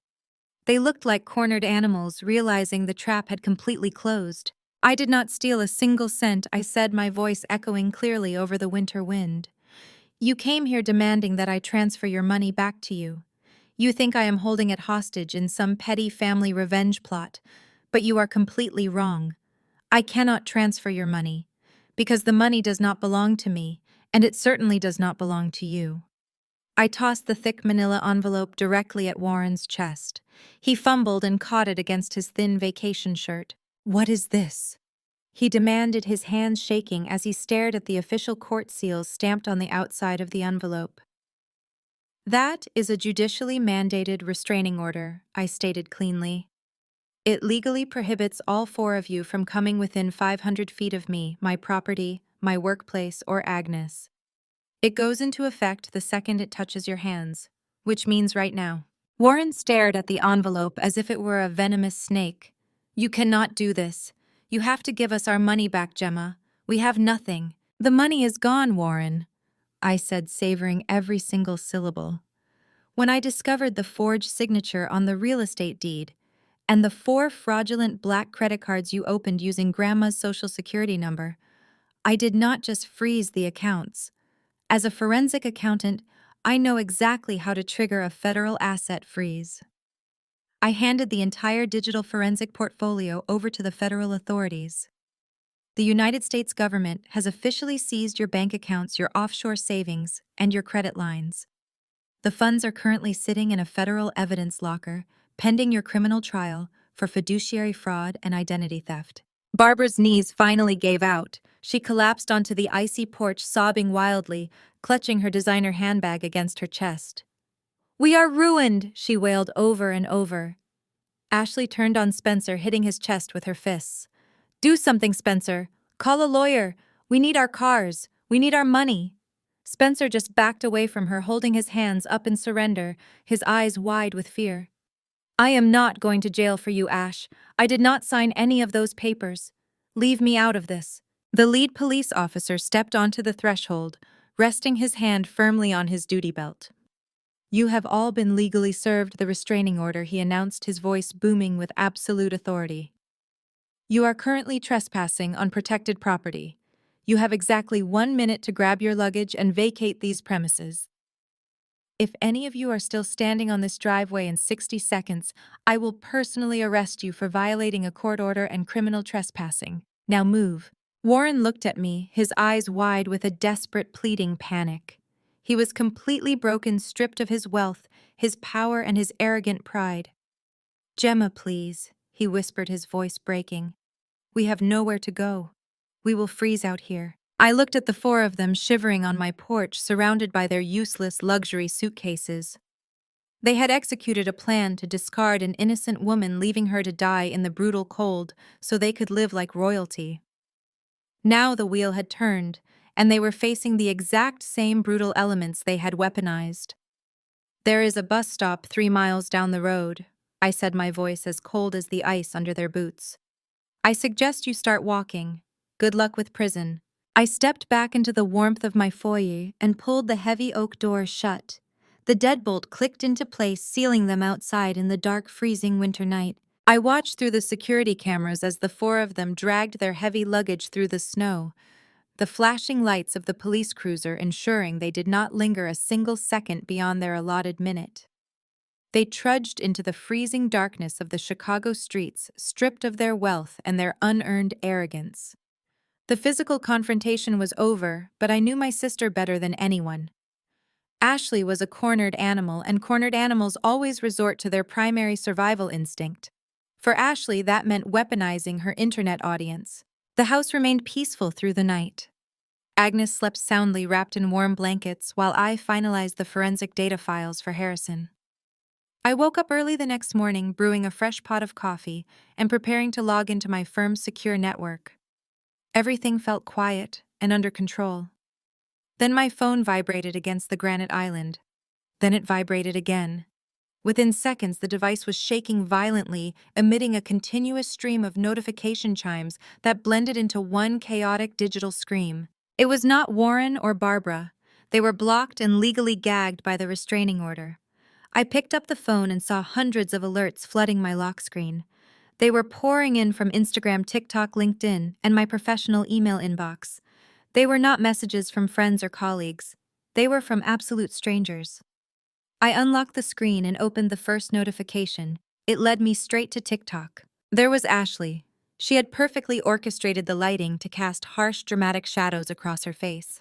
She had wiped off her designer makeup, leaving just enough smeared mascara under her eyes to look devastatingly authentic. She was sitting in what looked like a cheap motel room, clutching a thin blanket around her shoulders, shivering for the camera. The video title read bold and urgent. My psychopathic sister kidnapped my grandmother and stole everything we own. Please help. I tapped the screen, unmuting the audio. Ashley's voice trembled with expertly rehearsed vulnerability. She looked directly into the camera, tears spilling over her eyelashes right on cue. "Guys, I need your help," she sobbed, wiping her cheek with a trembling hand. "I have never been so scared in my entire life." My older sister Gemma is a forensic accountant. She has always been incredibly jealous of my success and my life coaching business. Yesterday, while my parents and I were traveling, she did something unforgivable. She used her high-level financial clearance to hack into all of our personal bank accounts. She froze every single credit card and stole my entire life savings. She paused, letting out a dramatic, ragged breath to let the lie sink into her audience. But that is not the worst part. She continued, her voice dropping to a terrified whisper. She kidnapped our 85-year-old grandmother. My parents sold their house to afford specialized medical care for her, and Gemma hijacked those funds. When we rushed to her house to rescue my grandmother, Gemma locked the doors and laughed at us. She left us stranded outside in negative 30-degree weather to freeze to death. I do not know what she is doing to my grandmother in there. She is mentally unstable and dangerous. Please share this. We need the authorities to intervene before she hurts her. The sheer level of sociopathic manipulation was astounding. Ashley had taken the exact crimes she and our parents had committed and neatly projected them entirely onto me. She used every buzzword guaranteed to trigger the internet outrage machine. She painted herself as the desperate, loving granddaughter, and me as the greedy corporate villain exploiting the elderly. I glanced at the engagement metrics at the bottom of the screen. The video had been posted just 4 hours ago and it already had 3 million views. The algorithm had picked it up and amplified it to the masses. Ashley had millions of followers who bought into her fake life coach positivity, and they were mobilizing like a mindless digital army. I opened the comment section. It was a torrential river of pure venom.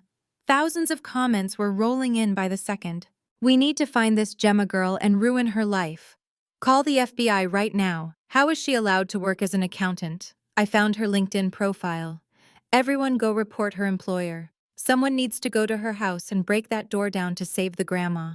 My stomach tightened slightly, not out of fear of their opinions, but because the threat was escalating from digital noise to physical danger. The internet mob works fast and they are ruthless.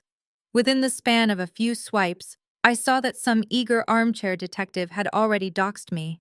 My full name, my home address, my personal cell phone number, and the corporate contact information for my accounting firm were plastered across the top comments and pinned for maximum visibility. My professional email inbox was already flooded with hundreds of messages demanding I be fired, arrested, or worse. The threats were graphic and highly specific. People were vowing to show up at my property to enact vigilante justice. They were leaving mass one-star reviews on my employer's business page, attempting to destroy my career by sheer volume of complaints. Ashley had played her ultimate trump card. She knew she could not beat me in a court of law where facts and spreadsheets ruled supreme.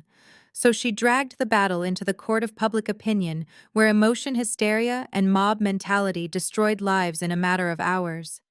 She thought she could weaponize cancel culture to terrify me into dropping the legal charges and handing over the stolen money to silence the mob. I locked my phone, cutting off the endless stream of notifications. Most people would have panicked.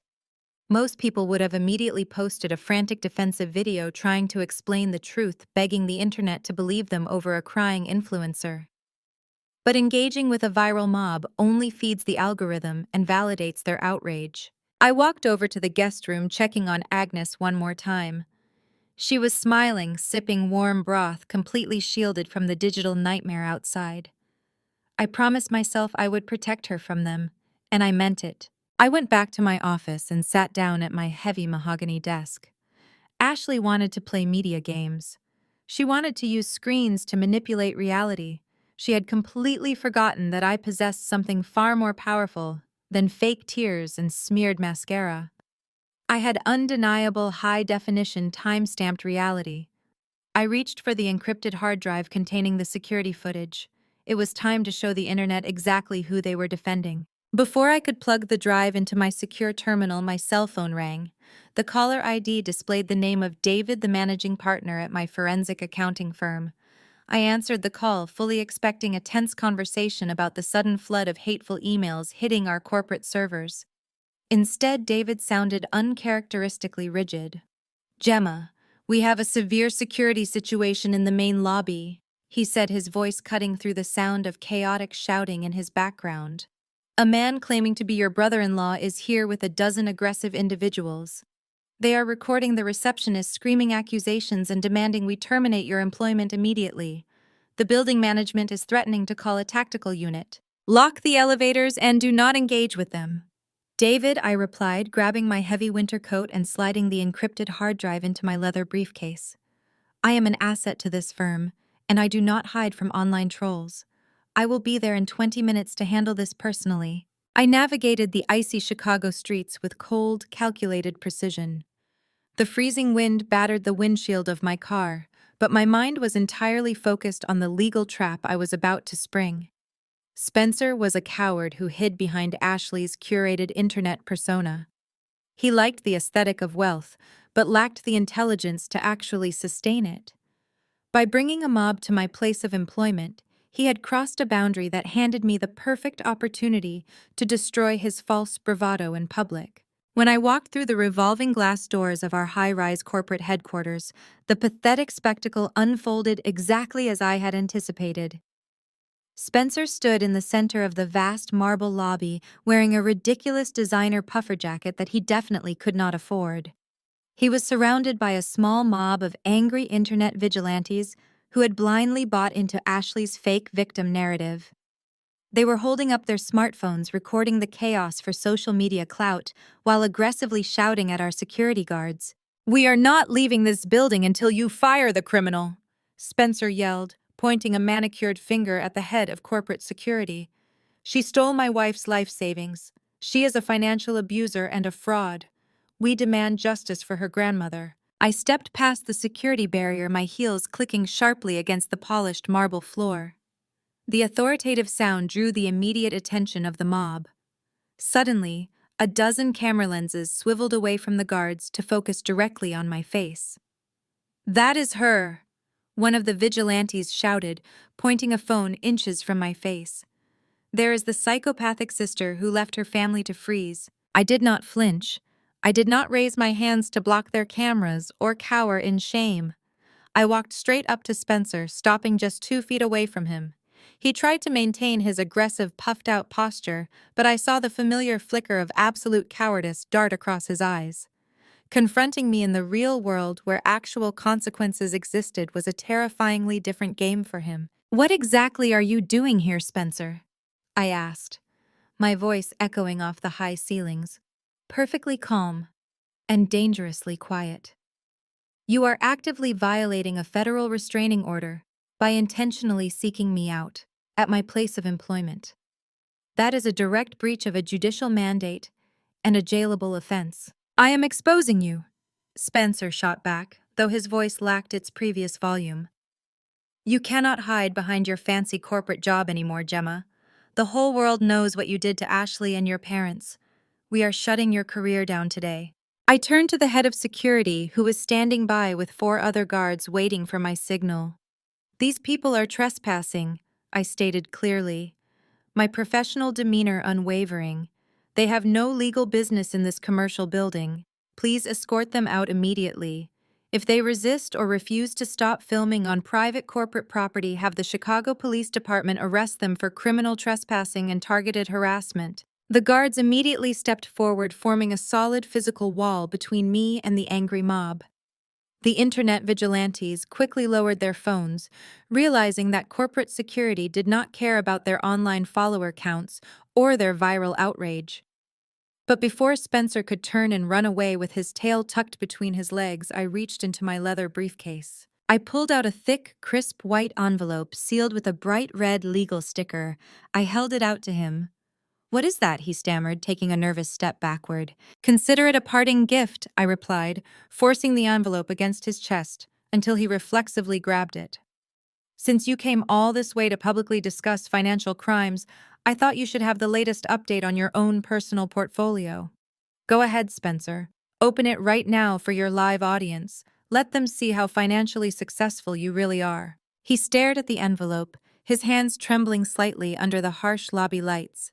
When he hesitated, I decided to read the contents for him, ensuring every single smartphone camera captured the audio perfectly. "That is a formal notice of default and an active lawsuit from the Automotive Finance Bank," I announced loudly, my voice projecting across the lobby. "You see, Spencer, when my sister fraudulently used my grandmother's stolen identity to fund your lavish lifestyle, you both made a critical amateur error. You put your own name on the auto loan for that $120,000 Porsche Cayenne.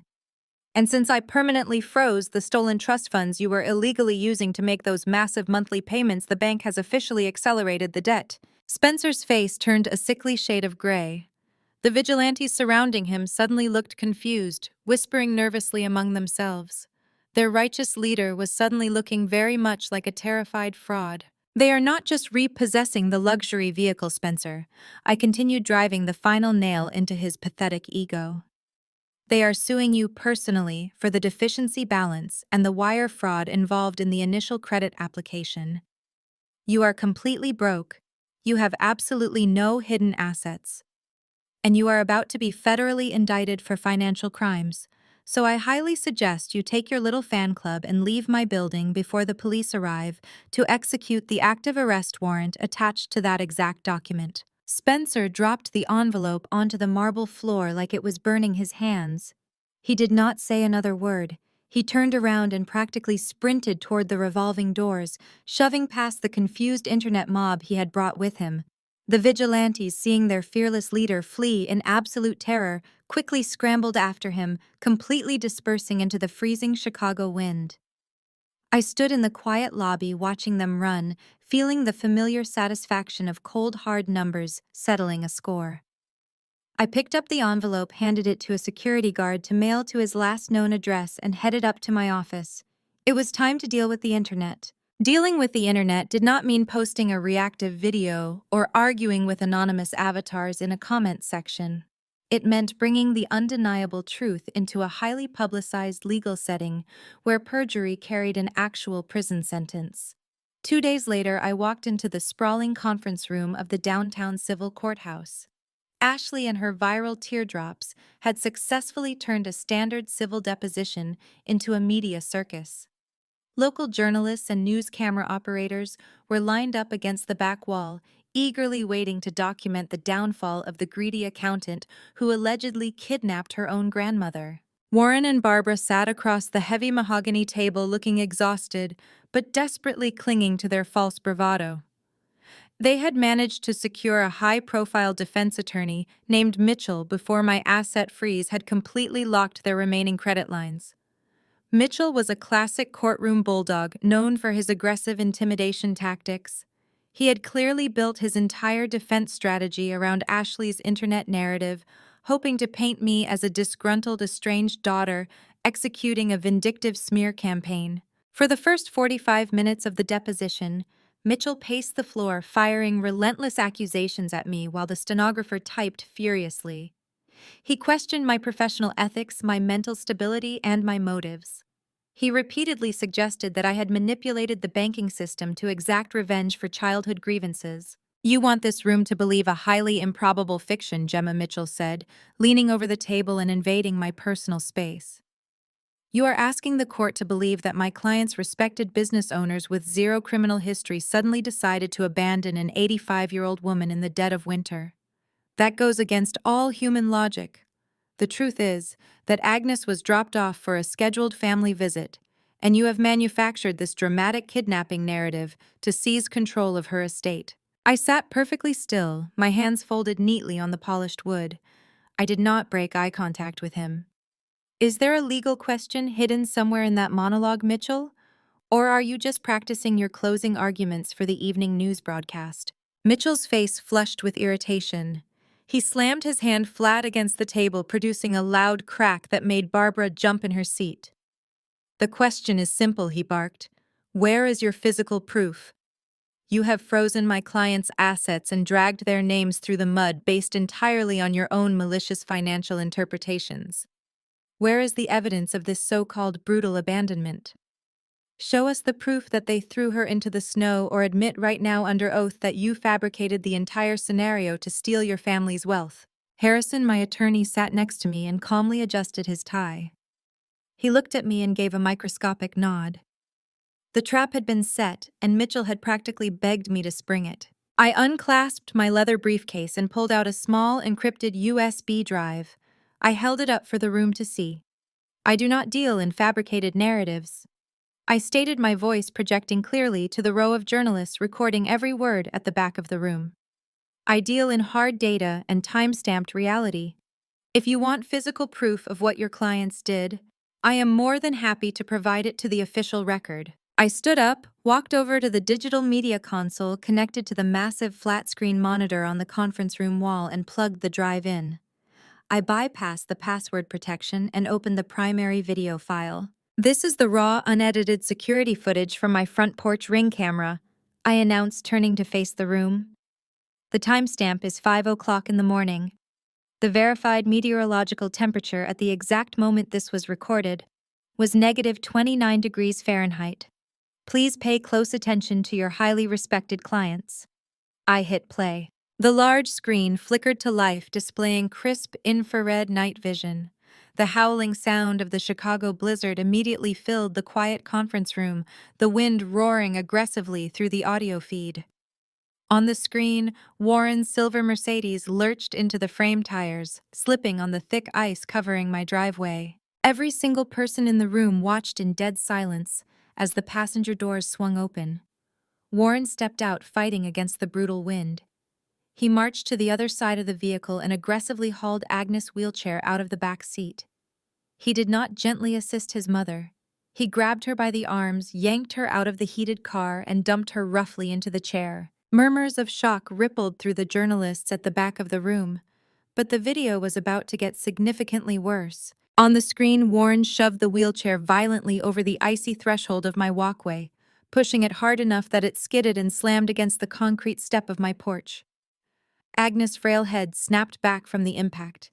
Then Barbara emerged from the vehicle. She was holding the 2 cheap plastic suitcases.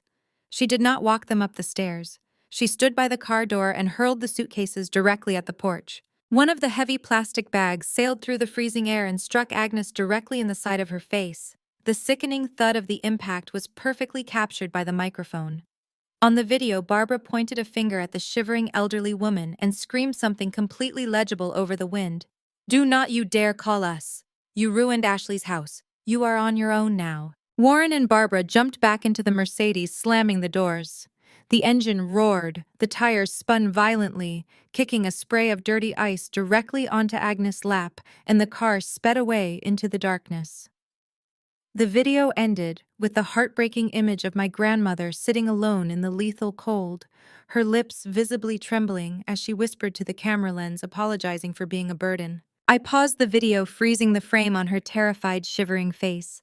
I turned back to the conference table. The silence in the room was absolute and suffocating. The aggressive bluster had completely evaporated. Mitchell, the bulldog defense attorney, stood frozen, staring at the screen, with his mouth slightly open.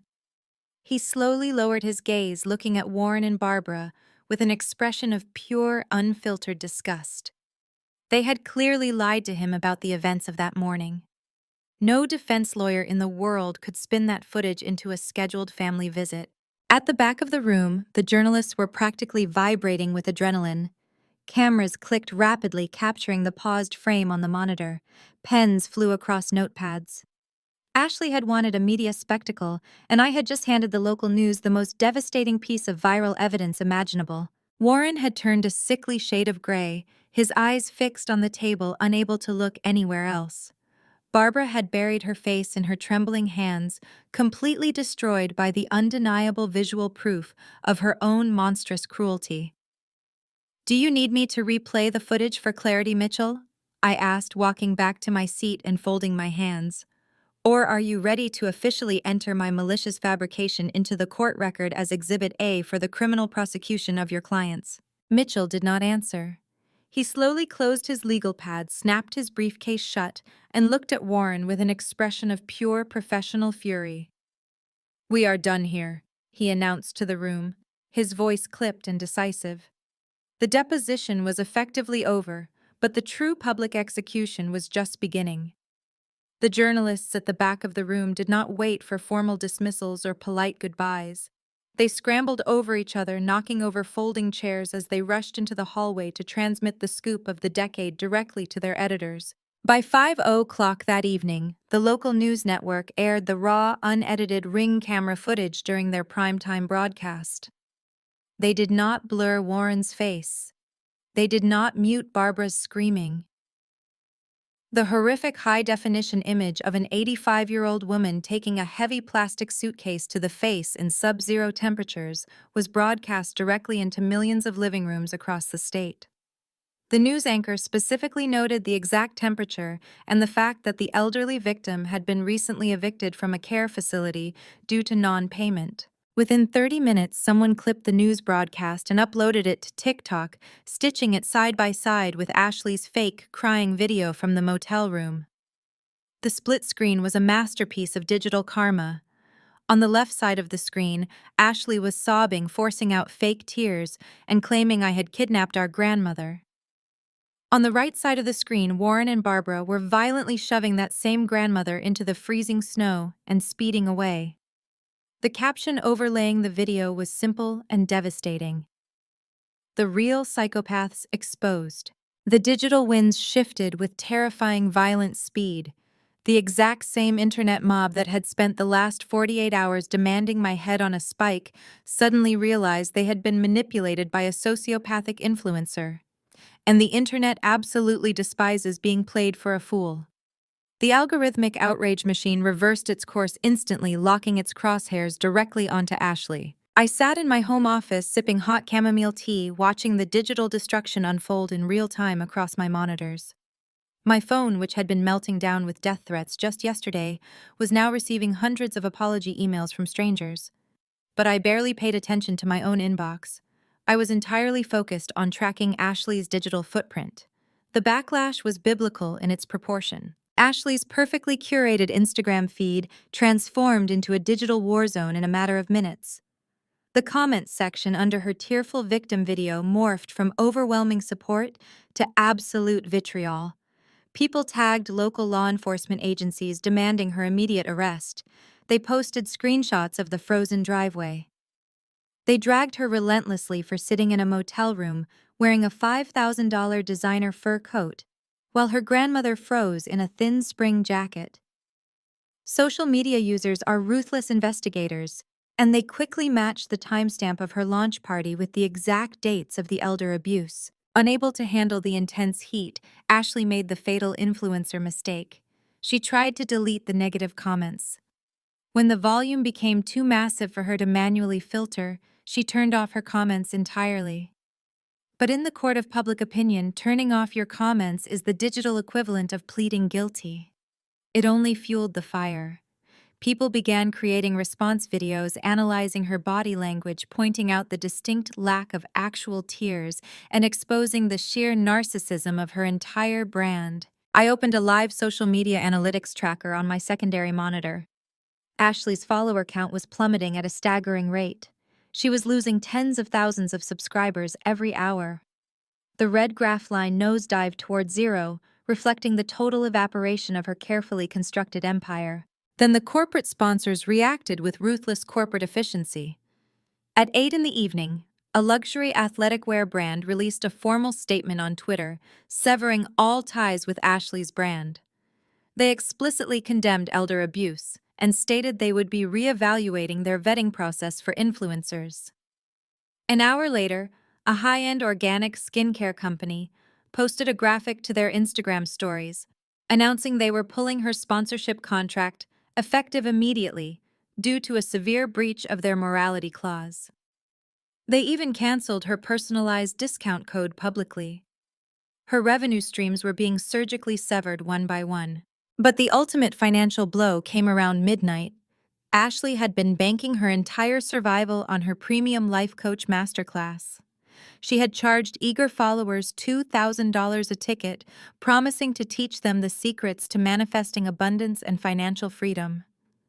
Furious users feeling utterly betrayed and disgusted by the viral footage began reporting her website en masse.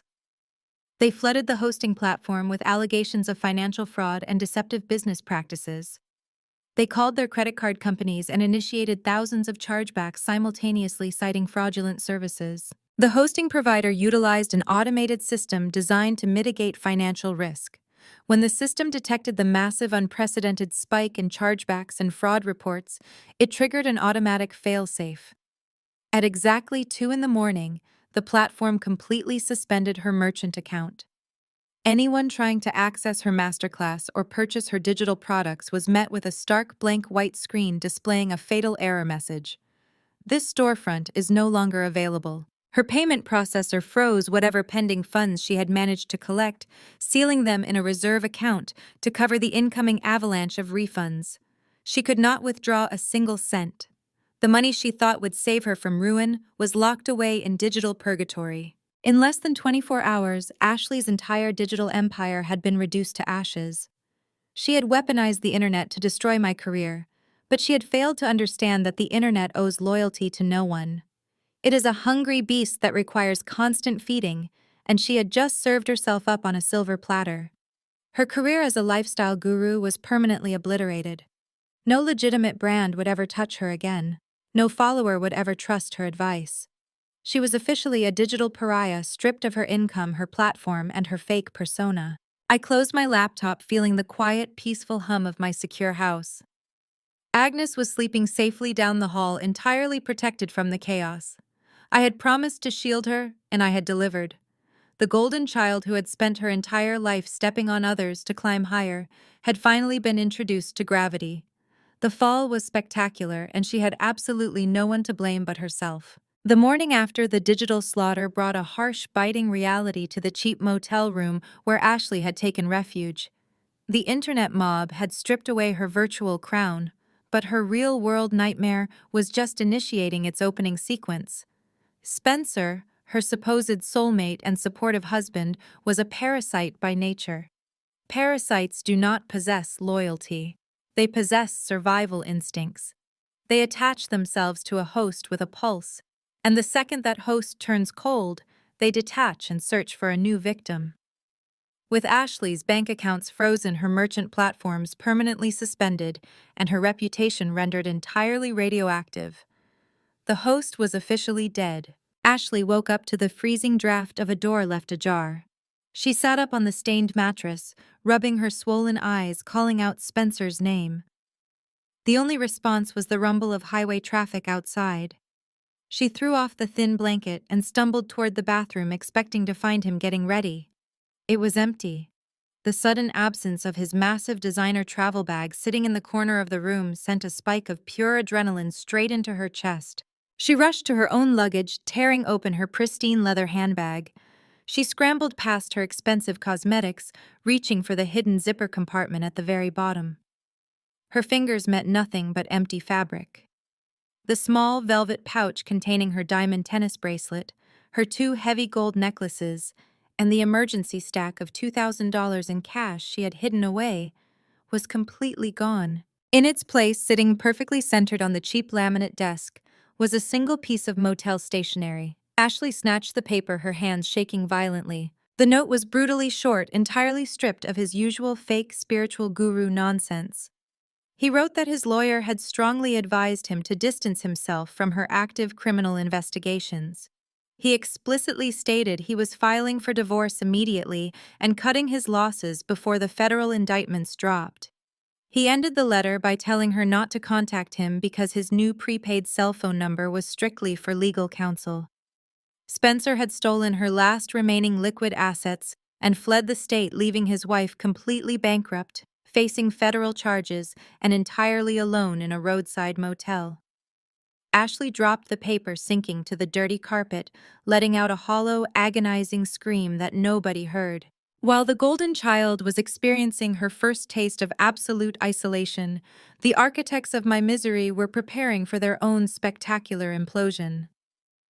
48 hours later, I walked into the federal courthouse in downtown Chicago alongside Harrison. The echoing marble halls and heavy wooden doors felt like the perfect arena for a financial execution. Today was the preliminary arraignment for Warren and Barbara. We took our seats in the back row of the gallery, watching as the bailiff escorted my parents into the courtroom. The transformation was shocking. They had spent their entire lives draped in expensive fabrics and dripping with unwarranted arrogance. Today they looked haggard, frail, and thoroughly defeated. They were wearing ill-fitting standard-issue suits, clearly provided by their newly appointed public defender, since their high-profile bulldog attorney had dropped them the second their retainer check bounced. The federal prosecutor stood at the podium laying out the preliminary charges with clinical precision. He detailed the forged power of attorney, the unauthorized sale of the property, the maxed-out black cards, and the most severe charge of elder endangerment. He mentioned the devastating video footage from the front porch, explicitly noting the brutal temperature and the physical impact of the heavy suitcase striking an 85-year-old woman. The crushing weight of the federal charges, combined with the absolute certainty of prison time, was too much for their fragile foundation of lies. Their 30-year marriage, built entirely on a shared delusion of grandeur, instantly detonated under the pressure. The classic prisoner's dilemma played out right before my eyes. Barbara broke first. She completely ignored her public defender's desperate hand gestures to remain silent. She burst into violent tears, pointing a trembling finger directly at her husband. "It was his idea," she screamed, her voice cracking as it echoed across the silent courtroom. "He forced me to do it. His underground gambling debts were going to ruin us. The loan sharks were threatening to take the condo. He made me practice forging her signature for weeks until it looked perfect. I never wanted to steal the house. He orchestrated the entire real estate transaction. He is a monster," Warren snapped. His face turned a deep mottled purple. He lunged toward the podium, straining against the wooden barrier as he shouted back at his wife, abandoning any pretense of dignity. "You greedy liar!" Warren roared, his voice completely unhinged. "You were the one complaining that my mother was a burden. You were the one who demanded we book that $50,000 vacation to the Maldives because you needed a break. I did not throw that suitcase at her head. That was you. You told me to speed away so we would not miss our first-class flight. You planned the whole thing." "Order in the court!" the judge bellowed, slamming the heavy wooden gavel down repeatedly. The sharp cracks echoed like gunfire, but Warren and Barbara were too far gone. They continued to scream over each other, viciously tearing their partner down to save themselves. They exposed every hidden detail, every cruel calculation, throwing each other under the bus with absolute ruthlessness. I sat quietly in the gallery, watching the empire of my abusers burn to the ground. As a forensic accountant, I track numbers to find the truth, but observing human betrayal requires no spreadsheet. They had turned on each other the exact same way they had turned on my grandmother, prioritizing their own survival over the people they claimed to love. Harrison leaned over, placing his elbows on his knees, a dark, satisfied smile playing on his lips. "Well," he whispered, barely audible over their screaming, "the federal prosecutor will not even have to work for a conviction. They are serving themselves up on a silver platter, offering full confessions just to inflict pain on each other." I nodded, feeling a cold, serene satisfaction settling deep into my bones. The rats were violently turning on each other as the ship went down. They had destroyed their daughter, they had abandoned their mother, and now they were destroying their own marriage. The only thing left to do was strike the final financial blow and ensure they never saw the light of a bank vault again. The heavy wooden doors of the federal courtroom swung open as the bailiff signaled a brief recess. The judge had heard enough of their vitriolic screaming. Warren and Barbara were ordered to be held without bail, pending their formal trial, citing the extreme flight risk demonstrated by their recent international vacation and their massive network of fraudulent credit lines. As the federal marshals moved in to place the handcuffs back on their wrists, the chaotic energy in the room shifted. Barbara was completely inconsolable, her legs giving out as the reality of a federal holding cell finally crushed her delusions of grandeur. But my father was different. Warren stood up straight, adjusting the collar of his ill-fitting public defender suit. He shook off the marshal's grip for a fraction of a second and turned his head to look directly at me across the gallery seating. The panic that had consumed him on my frozen front porch was completely gone. The desperate screaming from his argument with Barbara had vanished. In its place was a sickeningly familiar expression. It was the exact same arrogant, dismissive smirk he used to give me when I was a teenager, sitting at the dining room table, trying to show him my accounting textbooks. It was the look of a man who believed he was the smartest person in any room, regardless of the circumstances. He leaned forward against the wooden barrier, his eyes locking onto mine with absolute venomous certainty. "You think you won, Gemma?" he whispered, his voice carrying just enough over the shuffling noise of the courtroom. "You can lock me in a white-collar facility for a few years. I can do that time in my sleep. But you will never see a single dime of that money. It is gone forever. You get to take care of a dying old woman, and I get to keep the empire." The marshals forcefully yanked him backward, dragging him through the heavy side doors toward the holding cells. I did not blink. I did not offer a witty comeback or show a single ounce of emotional distress. I simply watched him walk away, nursing his pathetic little delusion. 30 minutes later, Harrison and I were sitting in a private consultation room on the third floor of the courthouse reviewing the final asset discovery reports. Harrison unbuttoned his suit jacket and let out a heavy sigh, sliding a thick stack of financial documents across the table. "He is arrogant because he thinks he legally outsmarted us," Harrison said, tapping his gold pen against the top folder. "When we froze the primary joint accounts, we only caught the operational cash, the liquid funds they were using to pay for their immediate luxury expenses and their credit card minimums. But the absolute bulk of your grandmother's wealth, the $1.2 million they squeezed out of her estate, is not in those frozen accounts." "I know," I replied smoothly, opening my laptop and pulling up the tracing algorithm I had been running for the past 72 hours. He moved it out of state. Harrison nodded, his expression grim. He moved it to South Dakota. Warren set up a dynasty irrevocable trust 6 months ago. He named Ashley as the primary beneficiary and appointed a shell corporation as the trustee. For a man who gambles away his mortgage payment, it was an incredibly sophisticated legal maneuver. I looked at the legal schematics Harrison had provided. An irrevocable trust is the holy grail of asset protection in the United States. Unlike a standard revocable trust, once you place assets into an irrevocable structure, you permanently surrender your legal ownership of those assets. Because you no longer own the money, civil courts and creditors cannot touch it to satisfy your personal debts. South Dakota, in particular, has some of the most aggressive asset protection laws in the global financial system. Billionaires use it to shield their wealth from lawsuits and divorces.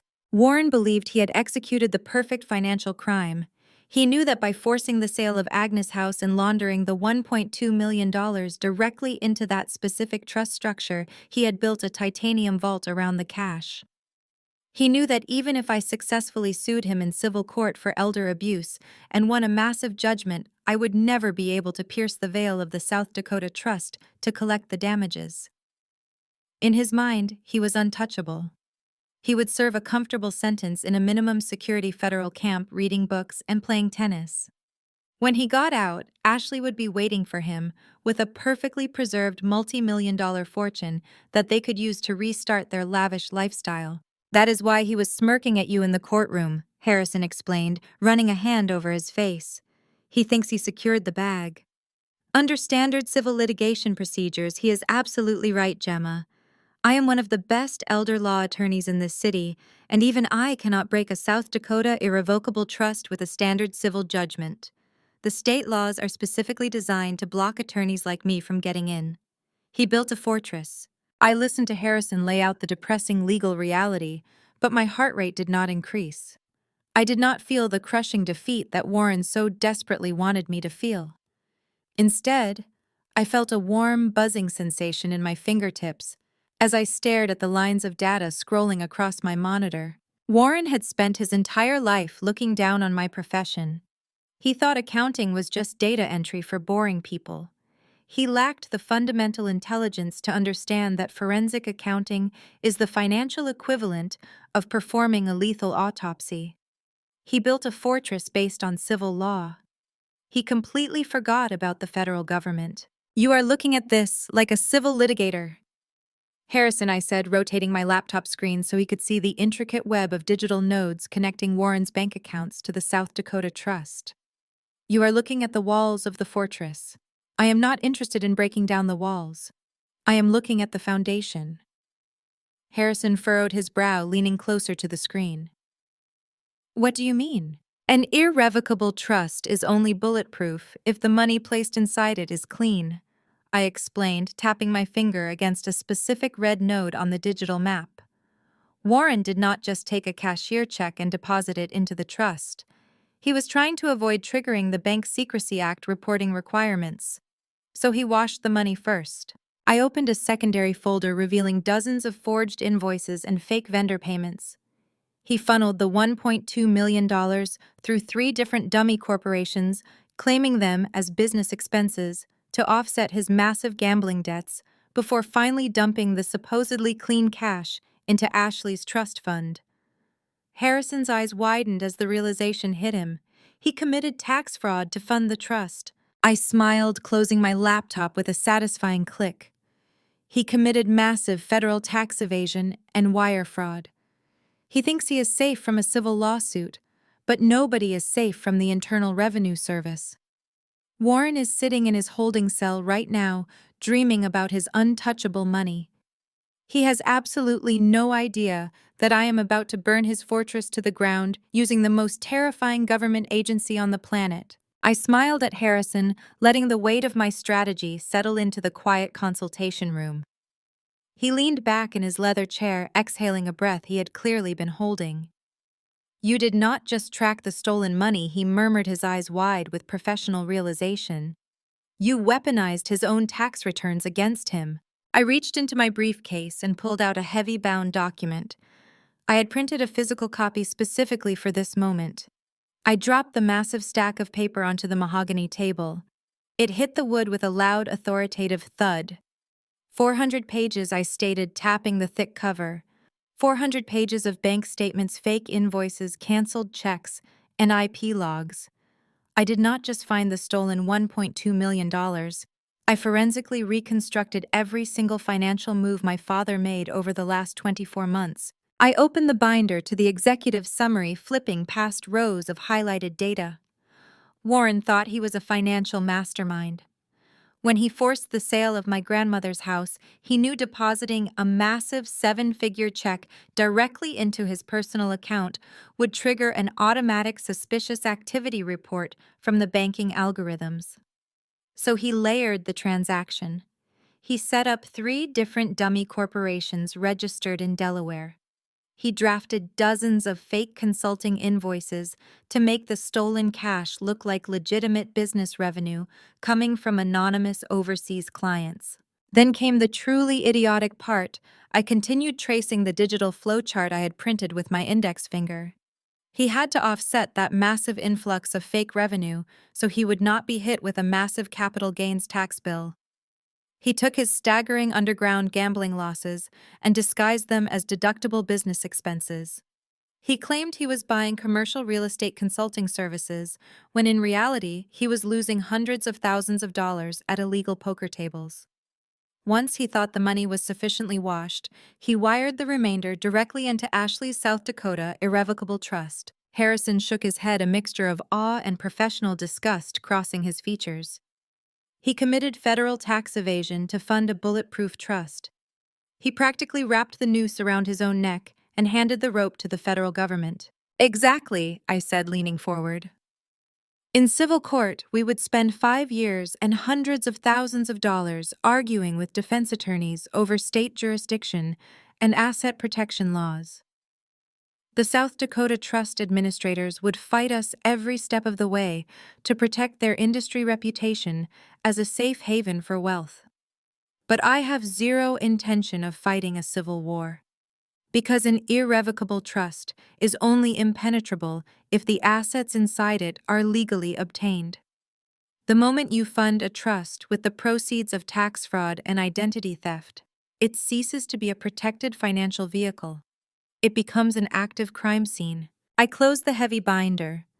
2 days ago, while my parents were busy picking out their ill-fitting suits for their criminal arraignment, I securely transmitted this entire 400-page dossier to the Criminal Investigation Division of the Internal Revenue Service. I filed a formal whistleblower report under the IRS Informant Office, complete with all the supporting evidence needed to secure an immediate federal freeze order. The IRS does not play by the same rules as civil litigators. They do not send polite demand letters or wait for months of agonizing legal discovery. When the Criminal Investigation Division determines that a high net worth individual has deliberately evaded taxes to fund an out-of-state trust, they bypass the standard judicial delays. They operate as the ultimate apex predator of the American financial system.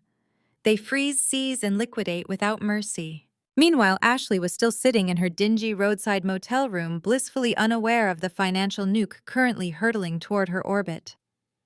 After Spencer abandoned her, she had undoubtedly called the South Dakota Trust Administrator, demanding an emergency cash disbursement. She probably thought she could easily pull $50,000 out to hire a crisis public relations team, rent a luxury apartment, and start plotting her big influencer comeback. She genuinely believed her father had successfully secured her golden parachute. What she did not realize was that the federal government was already inside the vault. Harrison chuckled, a low, dark sound of pure legal appreciation. The IRS Criminal Investigation Division has a conviction rate of nearly 90%. Once they sink their teeth into a tax fraud case of this magnitude, they do not let go until the accounts are drained and the perpetrators are locked behind bars. Warren's arrogant little smirk in the courtroom was the equivalent of a man laughing on the deck of a sinking ship because he managed to steal a deck chair. I checked my watch. The business day was just beginning in South Dakota. The federal seizure warrants had been filed under seal the previous afternoon, which meant the highly paid trust administrators were currently opening their emails to find federal agents legally demanding the immediate surrender of every single asset held in Ashley's name. He thought I was just a lowly accountant, I said, packing the heavy binder back into my briefcase. He spent his entire life telling everyone that my profession was nothing but boring data entry. He thought because I did not live a flashy, loud life, I was weak and incapable of fighting back. But numbers are the most violent weapons on earth if you know how to wield them. I do not need to scream in a courtroom to destroy him. I just needed to show the federal government exactly where he hid their tax money. I stood up, smoothing my tailored blazer. My parents abandoned the woman who raised me in the freezing cold to die. They stripped her of her dignity, her home, and her life savings just to fund their pathetic vanity. Warren wanted to play a high-stakes game with stolen money. I just invited the house to the table, and the house always wins. Harrison gathered his own documents, a look of absolute professional reverence on his face. Gemma. I have been practicing law for 30 years, and I have never seen anyone dismantle a financial empire with such ruthless precision. You did not just beat them, you erased their entire existence from the financial system. I walked toward the consultation room door, feeling a profound sense of icy calm settling over my mind. They erased themselves. Harrison, I replied, turning the brass handle. I just provided the paper trail. Now let us go back to the office. I want to be sitting in front of my monitors when the IRS officially drops the hammer on my sister. I returned to my home office, leaving the courthouse behind, and booted up my secure monitoring dashboard. Harrison stood behind my desk, watching the screens with intense anticipation. We did not have to wait long. The federal government moves with terrifying speed when they are recovering stolen tax revenue. At exactly 1 in the afternoon, the digital tripwires I had set up on Warren's financial footprint began to flash in rapid, blinding succession. The IRS Criminal Investigation Division had officially executed their seizure warrants. Unlike civil litigation where attorneys file motions and wait months for a judge to grant a hearing, the IRS utilizes statutory authority to execute jeopardy assessments and civil asset forfeitures immediately. They do not ask for permission, they simply take. Across the country in South Dakota, the highly paid trust administrators who managed Ashley's supposed bulletproof financial fortress received a federal mandate. The document was a notice of levy and seizure backed by a federal magistrate judge. It legally compelled the administrators to immediately surrender the entire $1.2 million balance of the irrevocable trust to the United States Treasury. The administrators who prided themselves on protecting billionaire assets complied instantly. Nobody risks obstruction of justice charges against the federal government to protect a mid-level tax evader. In the span of a single keystroke, Ashley's golden parachute evaporated into federal custody. But the absolute destruction did not stop at the cash reserves. The IRS tracks the proceeds of a crime down to the very last physical asset. And Ashley had made the catastrophic mistake of using her dirty trust fund distributions to secure the mortgage on her massive new custom-built mansion in the suburbs. I pulled up the local police scanner feed and cross-referenced it with the property address. Ashley, having fled her cheap roadside motel after Spencer abandoned her, had attempted to retreat to her luxury home. She thought she could hide behind her massive iron gates and wait out the storm. Instead, her rideshare pulled up to a scene that would permanently haunt her. A convoy of dark sport utility vehicles was parked diagonally across her pristine driveway. Federal agents wearing dark windbreakers with bold yellow letters reading IRS Criminal Investigation were walking out her front door carrying boxes of financial documents. Two local sheriff's deputies stood by the entrance watching as a federal contractor aggressively drilled out the locks on her custom mahogany double doors. Ashley jumped out of the car screaming hysterically, demanding they get off her property. She waved her phone claiming she owned the house through a protected trust. The lead federal agent did not even blink. He calmly handed her a multi-page federal forfeiture notice. The document explained in clinical legal terms that the property was purchased using the proceeds of tax evasion and wire fraud, making it subject to immediate government seizure. A bright orange warning sticker was slapped directly onto the front door, declaring the property as an asset of the United States government. She was officially barred from entering. She could not grab a spare winter coat. She could not retrieve her expensive designer shoes or her luxury handbags. She was left standing on the freezing sidewalk clutching her cheap motel key, completely homeless and utterly devoid of the wealthy aesthetic she had built her entire fake personality around. While Ashley was experiencing the brutal reality of federal asset forfeiture, my parents were facing their own financial execution from inside their holding cells. Warren had always prided himself on having backup plans. He assumed that even if the trust fund was somehow compromised, he still had his extensive retirement portfolios. He had spent 30 years building an impressive 401k and several robust traditional individual retirement accounts. They were legally shielded from standard creditors under federal law. But the IRS is not a standard creditor. When you commit federal tax fraud to the tune of millions, the government applies massive compounding penalties, interest, and restitution requirements. To satisfy that massive tax liability, the IRS possesses the unique supreme authority to pierce retirement accounts. They filed a sweeping notice of federal tax lien against Warren's entire Social Security number.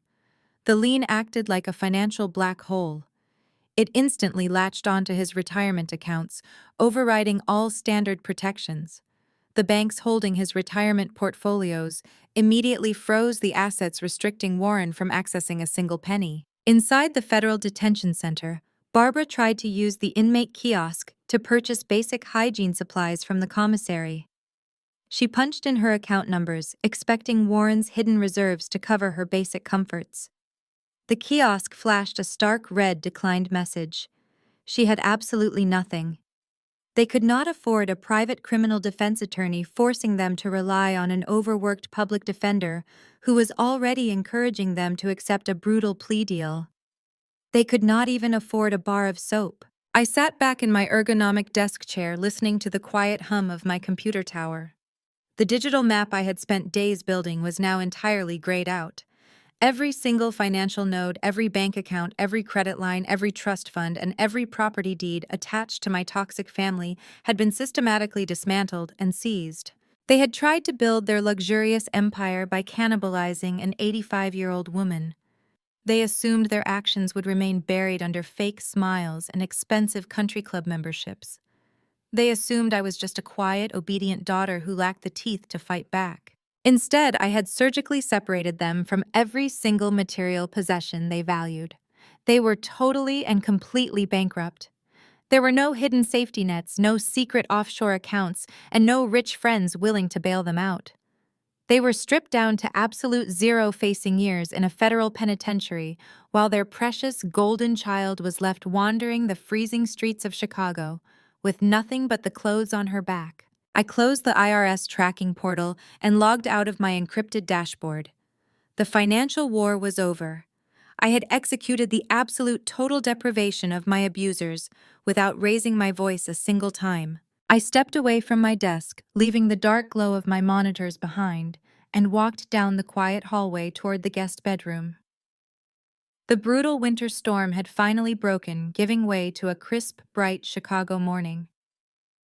Inside the guest room, the atmosphere was a stark contrast to the icy digital warfare I had just waged. My grandmother Agnes was sitting up in bed, bathing in the warm sunlight streaming through the window. The transformation she had undergone over the past few weeks was nothing short of miraculous. Freed from the constant psychological terror inflicted by Warren and Barbara, and properly stabilized with the correct heart medication, her mind had cleared with astonishing speed. The mild dementia my parents had so aggressively weaponized to steal her estate turned out to be largely a byproduct of severe stress dehydration and deliberate medical neglect. She was sharp lucid and entirely aware of the justice that had just been served. "Gemma," she called out, her voice carrying a steady, confident resonance I had not heard since I was a teenager. "Come in here, sweetheart.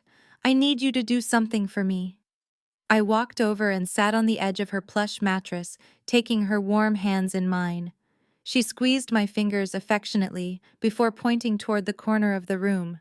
"Bring me that blue plastic suitcase, the one they left on the porch." I frowned, slightly confused by the request. The cheap, flimsy luggage Warren had used to discard her was sitting empty in the corner, kept only as physical evidence for the ongoing federal investigation. I walked over, picking up the cheap plastic handle, and brought it to the bed, laying it flat across the duvet. Agnes asked me to hand her the small pair of sewing scissors resting on the nightstand. I passed them to her, watching in fascination as this 85-year-old woman handled the sharp tool with absolute precision. She did not open the main compartment. Instead, she flipped the suitcase over and drove the tip of the scissors directly into the thick nylon seam at the very bottom of the luggage. She sliced through the cheap fabric with a smooth, deliberate motion, exposing the hidden cavity between the outer plastic shell and the interior lining. Warren always was a careless, arrogant boy. She said, her eyes gleaming with a sharp, calculating intelligence that proved exactly where I inherited my own forensic mindset. He spent months tearing my beautiful house apart, searching for this. He went through my safe deposit boxes, my filing cabinets, and my floorboards. He thought he took everything I had when he forced the sale of the estate. He never bothered to check the lining of the trash bag he threw me out in. She reached her fragile hand deep into the hidden compartment and pulled out a large, sealed, waterproof envelope. She handed it to me, resting her hands back on her lap. "Open it, Gemma." I broke the seal and slid the contents onto the bed. Out fell a stack of perfectly preserved vintage legal documents. The top page was yellowed with age, printed on thick stationery paper dating back to 1980. I recognized the formatting immediately.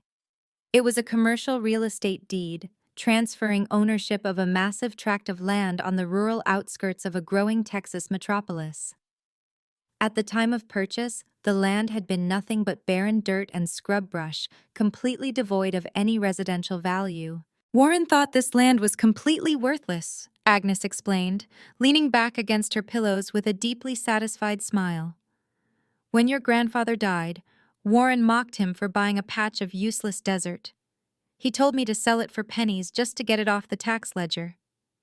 But your grandfather knew exactly what he was doing, and I knew better than to trust Warren's financial advice. I read through the supporting documents attached to the vintage deed, and my forensic accountant brain nearly short-circuited. 15 years ago, the barren landscape surrounding that empty plot of dirt had transformed into a booming technological corridor. And sitting perfectly in the center of that strategic elevation was my grandmother's property. I scanned the secondary legal contract attached to the deed. It was a massive corporate lease agreement signed with one of the largest global telecommunications conglomerates in the world.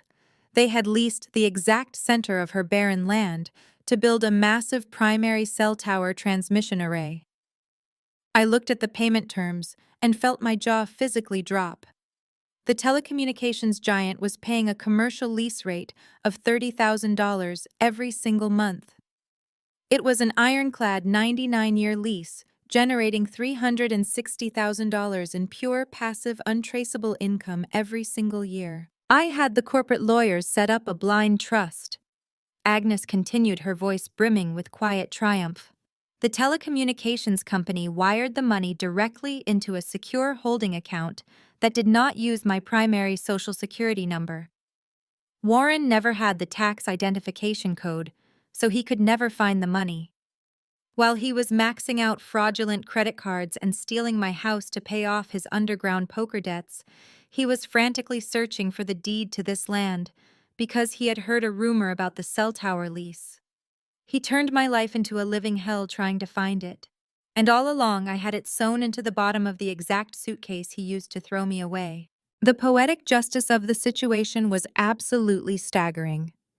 Warren had literally carried a multi-million-dollar golden goose out of his house, hauled it across the icy concrete, and dumped it on my porch. He had willingly surrendered a lifetime of infinite wealth because he was too arrogant to look beneath the surface. He was sitting in a federal holding cell right now, facing years in a penitentiary, completely unaware that he had physically handed me the keys to an absolute fortune. Agnes reached under her pillow and pulled out a fresh, crisp legal document.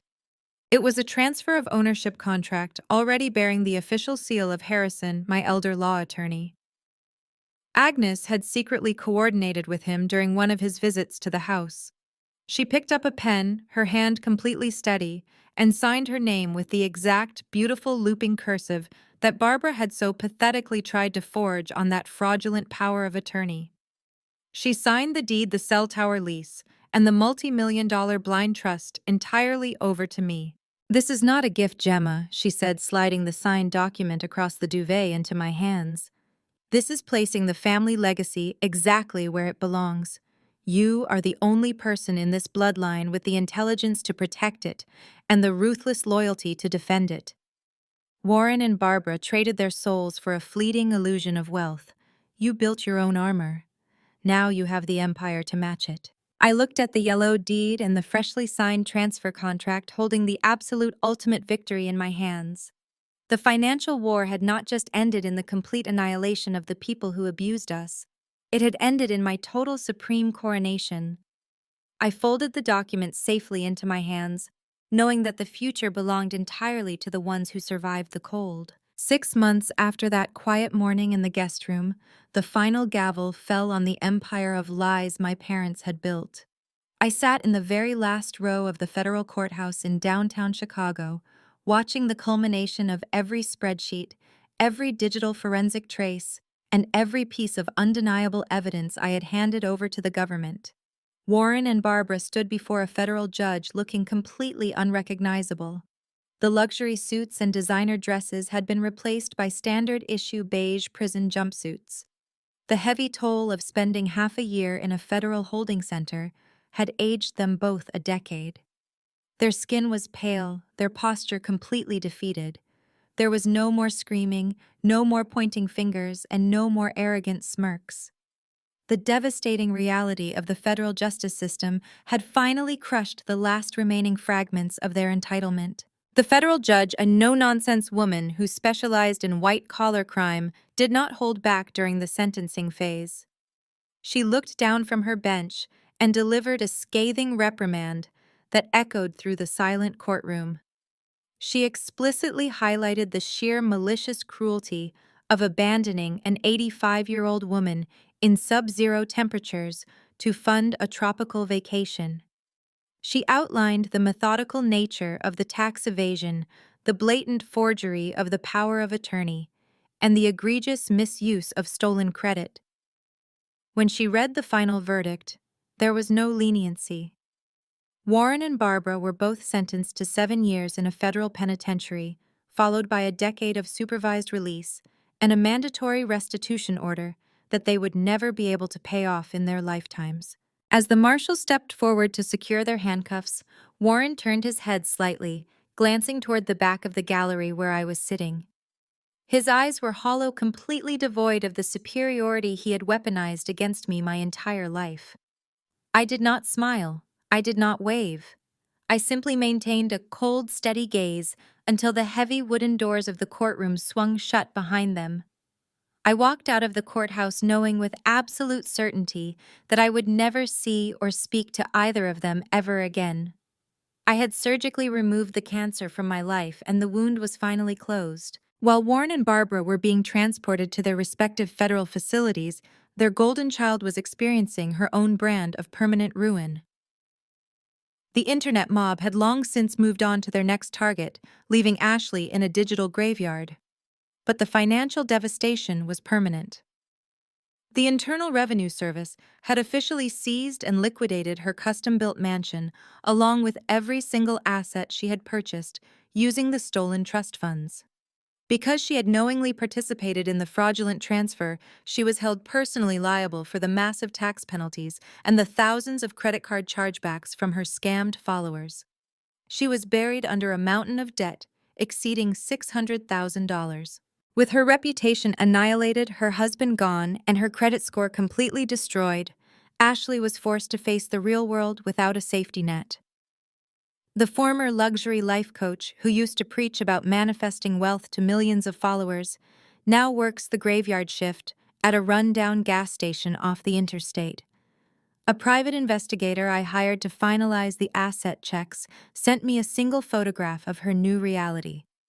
Ashley was wearing a stained, oversized polyester uniform, standing behind bulletproof glass scanning cheap energy drinks and scrubbing the hot dog rollers at 3 in the morning. Her designer makeup was gone, replaced by the dark, heavy circles of absolute exhaustion. The golden child had finally been forced to earn a minimum wage paycheck. She had stepped on everyone to reach the top, and now she was anchored to the absolute bottom. I deleted the photograph from my secure server, clearing the very last piece of them from my digital space. I walked out of my home office and stepped into the expansive living room of the new property I had purchased for Agnes and myself. It was a stunning modern ranch designed entirely around accessibility and comfort, nestled in a quiet, heavily wooded suburb. The floors were heated, the security system was impenetrable, and the walls were lined with beautiful artwork we had selected together. Outside, another Chicago winter was beginning to set in. The snow was falling heavily, coating the pine trees in a thick blanket of pristine white.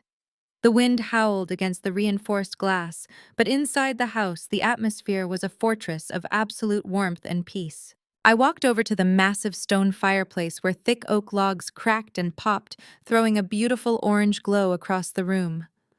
Agnes was sitting in a plush velvet armchair draped in a heated cashmere blanket. She looked radiant. The hollow terror that had consumed her on that freezing porch a year ago was entirely gone. Her cheeks were flushed with healthy color, and her mind was sharp and present. I handed her a steaming ceramic mug of imported Earl Grey tea. She took it with a steady hand, smiling up at me over the rising steam. We sat together in comfortable silence, listening to the crackle of the fire and the quiet hum of a life perfectly secured. The telecommunications lease money flowed silently into our accounts every single month, providing a level of generational wealth that ensured Agnes would never lack the absolute highest standard of medical care and comfort for the rest of her days. I took a slow sip of my own tea, feeling a profound sense of closure settling over my soul. For 34 years, I had believed that I was the problem. I had internalized every cruel comment, every exclusion, and every dismissal, assuming that I simply was not enough to earn their love.